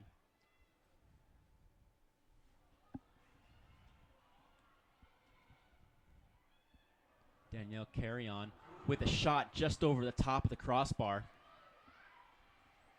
A good bit of work there to cut back inside and get a shot on goal, but just over the top of the bar. Blakely looked in position, though. Looked like she was on her feet that time. Looked ready. She definitely had her corners and lines about her. That shot just going over the top of the crossbar. Do you think she's feeling a tremendous amount of pressure right now as they're down? I don't think she feels any pressure, knowing that they have the ability to score goals, but she's probably a little bit frustrated that she's allowed 3 goals past her with the abilities and strengths that she has, being an all-WAC preseason selection, knowing that she has the ability to not let teams score, but some great goals from UTEP. Don't take anything away from them. They played fantastic all game, and they have a 3-1 lead to show for it. Ball down the left line. 75 minutes have gone by. 15 minutes left in the game. Benedetti taking the ball to the corner. Cook will play one in on her favored left foot, and the ball will be cleared by the Miners. Nobody closing down that ball. Layton gets the ball back, and she will use a little bit of fancy footwork. Benedetti slips on the ball, but the Lopes continue their attack. She's getting a little run over down there. Yeah, she slipped. She got her studs on top of the ball and slipped over the top of it. Thankfully, Taylor Layton stuck with the ball, but the ball will be turned over to UTEP, and they'll get a goal kick. The Lady Lopes definitely aren't giving up. You can tell the girls are clapping at each other, still communicating well. There's still time. Natalie Valentine will come in for Bree Thomas, the goal scorer for the Miners. Back into the match for UTEP. 2 goals scored by Bree Thomas and 1 by Yesenia Contreras. The goal scored by Rachel Mina for the Grand Canyon Antelopes. 3-1 is a score. 76 minutes have gone by in the second half of this home opener for the Grand Canyon Antelopes. The Havocs are sticking around as well. Looks like they got a solid group, and the fans are sticking around too. Great to see their support. Cleared off the line, back line by Mackenzie Cook, midfielder that's gone all the way back and played a little bit defense there. 4-on-3 opportunities if the Lopes can utilize it. Madison Cox behind the back line, but she's going to get flagged for offsides. A nifty run there by the defender. And she's moved from defense up to the forward position, trying to get something going for the Antelopes here in this 3-1 game. Madison Cox and Rachel Meehan, the 2 goal scorers so far on the season for GCU. Madison scoring the first goal of the season against Idaho in a 3-1 loss last weekend. She was also second team All-WAC honoree last year.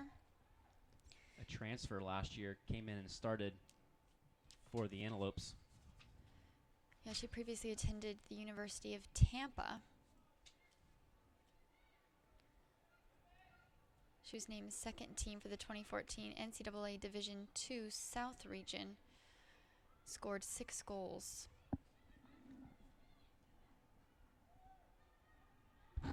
Natalie Valentine gets that one just underneath her feet and is unable to get in front of her. Shannon Costello sticks with it and wins the ball back. Taylor, I'm going to have you do read 1 and one of the upcoming out of bounds. Costello showing her work on the ball. To stick with that one with Natalie Valentine in her face.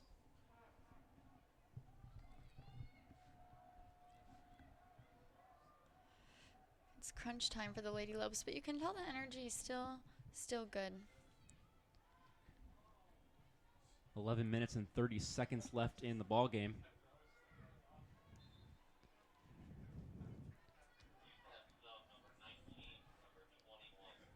Number 19, Jody Enochson will come in for Bree Barario for the Miners. Throw in off the body of Briley Hawkins. And UTEP will keep possession of the ball. Jody is that freshman from Winnipeg. She actually played in the 2012 Canadian Club National Championships. They earned a silver medal. It's a good experience there for Enochson. Long ball down the sideline for carry on. What does that experience really bring when you come to the collegiate level, having already played at such an elite level at a young age? It brings with you a knowledge of how to play in pressure situations on a big stage, and you have a little bit more of a understanding of the simple things, being able to utilize the simple things a little bit better. You saw it from Montalvo, a center back for the men's team, who is a freshman starting in a back line of all other seniors. He played for the United States U19 team.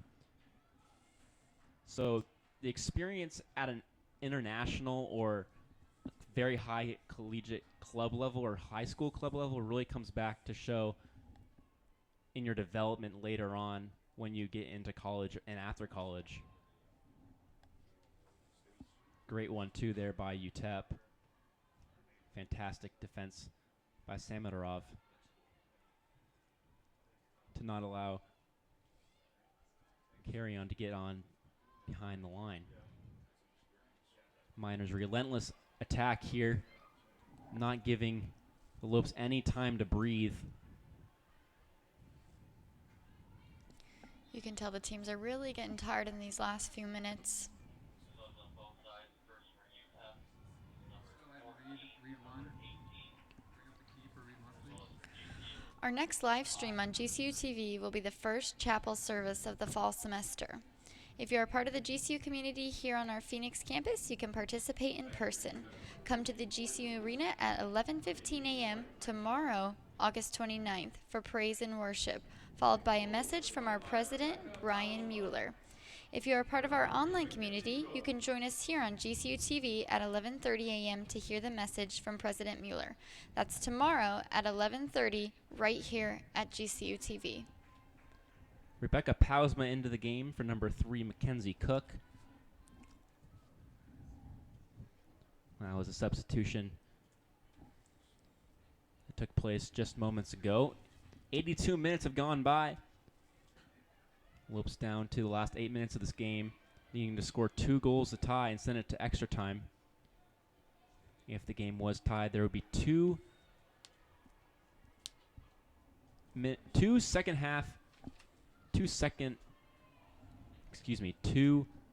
periods of overtime. It's sudden death, so the first team to score, if it was tied, would win the game. Golden goal situation. Right now with 7 minutes and 45 seconds left in the second half.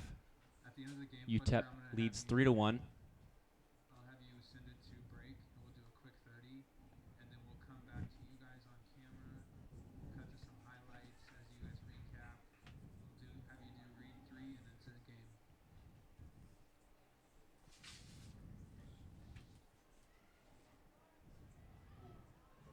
Ball in is stopped by Palacios, the goalkeeper for UTEP. She'll wait for her team to move forward before booting this one forward. Trying to get the ball as far away from her goal as possible. Kelsey Smith wins that one, but it goes right back to Palacios. She'll wait for Rebecca Pausma to get close to her before she picks up the ball. Palacios has done a great job in goal for the Miners to keep the Lopes from scoring from the flow of the game. The one goal coming from a penalty kick, a rebound penalty kick after Mila Benedetti's penalty was saved by Palacios. Rachel Mina picking up the loose ball and putting it in the back of the net to cut the lead in half. At the time, it was 2-1. And then another goal by the UTEP Miners. It came from Yesenia Contreras, and that put the lead at 3-1 for the Miners at the University of Texas, El Paso.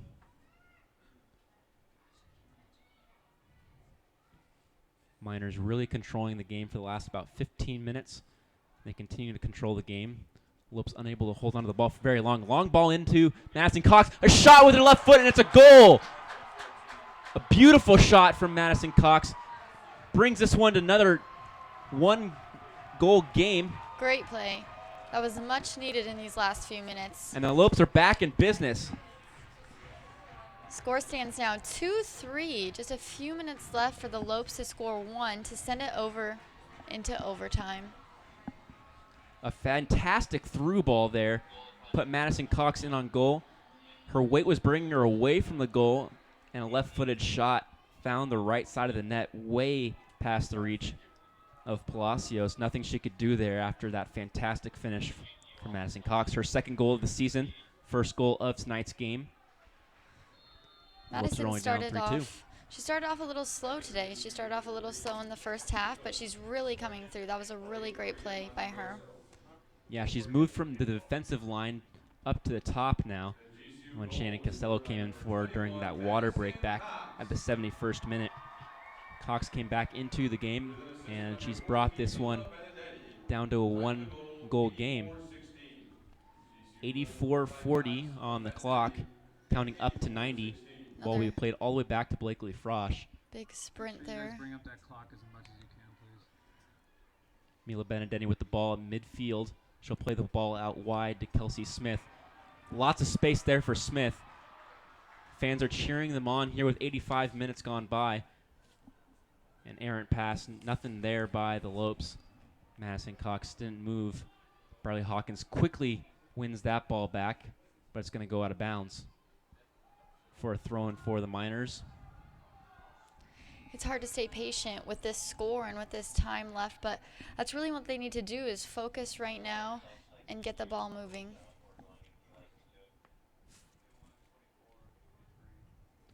Five substitutions here coming for the Miners. Getting fresh legs on with 5 minutes. Run as fast and as hard as you can here. Getting fresh legs for the Miners will try to thwart any attack from the Lopes here in the closing minutes of the game. 85 minutes have gone by. Just 4 minutes and 30 seconds left in the game. Mackenzie Cook is back in the game. She plays the ball into Pausma. which is flicked on, and Cox just doesn't have enough energy to run that ball down. Lopes need to push as hard as possible. 85-45 on the clock. A long ball up to the Miners, number 8, Carry On. Ball is driven across the face of goal, just wide.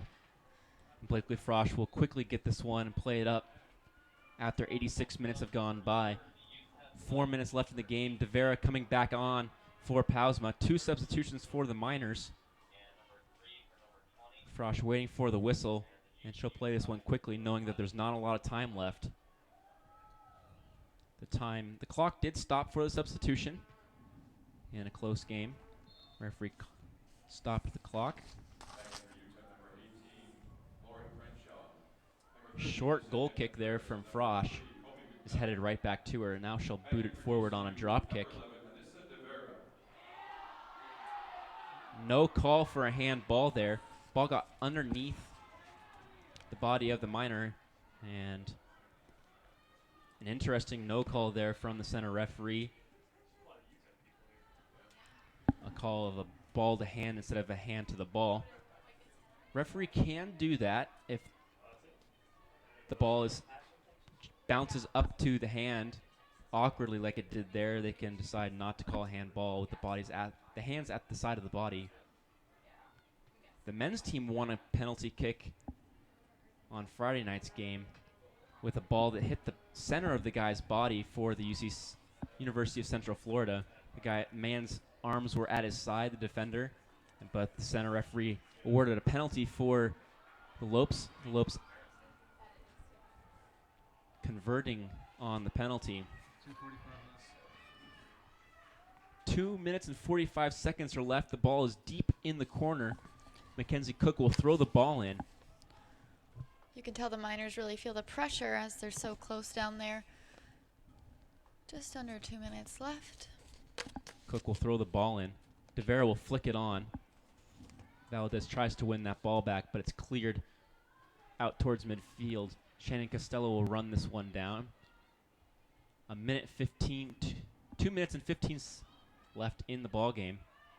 Samadorov working hard to win that ball back, but she just nicks it out of bounds.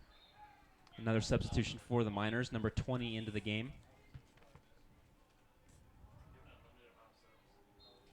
Gianna Mullen Clock is coming in stopped for at Yesenia Contreras. 87:51. Another stoppage on the clock for the substitution.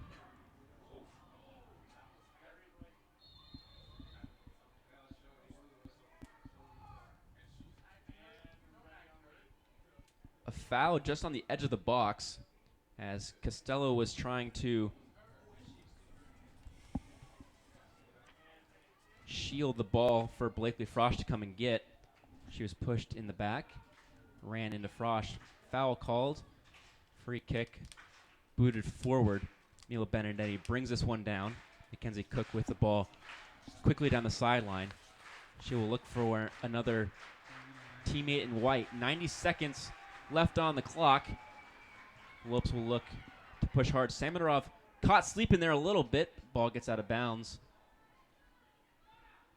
And a throw in for the Lopes here in their own defensive half. Throw into Cook. She boots it forward over the top of her head. Briley Hawkins wins this one, the junior midfielder. Another throw for the Lopes here on the near side. 1 minute remaining. 89 minutes have gone by. 1 minute remaining here in the ballgame. 3-2, Miners lead University of Texas El Paso. Lopes coming from 2-0 down to make it a 2-1 game. Miners then went up 3-1 off of a corner kick. And Lopes then cut the lead to 1 goal yet again. Just moments ago, it's 3-2. 30 seconds left in the ball game. Kelsey Smith throwing the ball in. Send us to a short break after the game. Ball is in the middle of the park. Quickly up Ooh. to number 2, Bree Thomas. Blakely Frosch comes out of the goal and fouls Bree Thomas just outside the box. It's not going to be a penalty.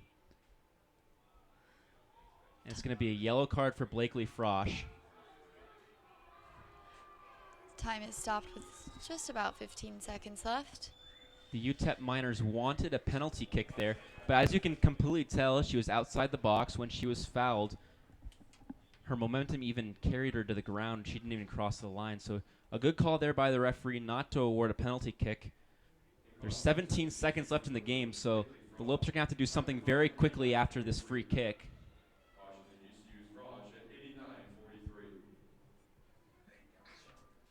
89 minutes and 43 seconds left in the game.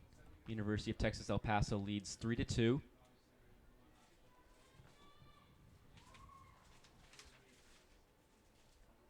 Nicole Lindsay and Bree Barrio standing over the ball. Barrio looks like she will be the one to take. Barrio to take a shot over the top of the crossbar. 13 seconds left, counting down 10. Ball out wide to Mackenzie Cook. 5 seconds left. The boot up forward. 2 seconds left. Flicked on by Madison Cox. And But that's just the not game. enough in the tank for the Lopes. The Lopes fall 3-2 here in their home opener against the University of Texas El Paso. We'll take a short break and come back for the highlights and game analysis here on GCU TV. Stay with us.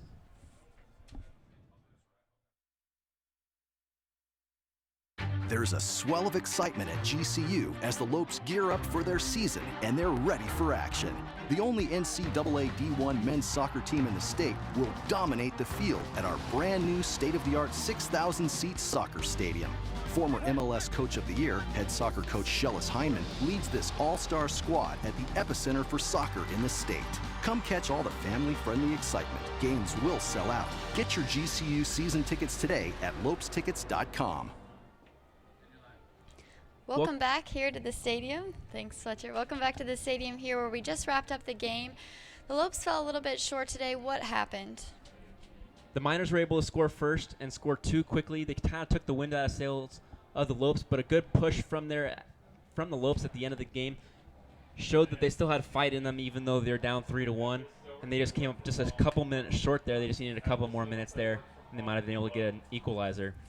They looked a little tired coming into the last 10 to 15 minutes. Was it the heat that played a factor? Was it just the toll of the game? What do you think? The heat definitely took a toll on both teams, but I think that the 3-1 lead by the UTEP Miners gave them a little bit extra, knowing that they had a little bit more confidence.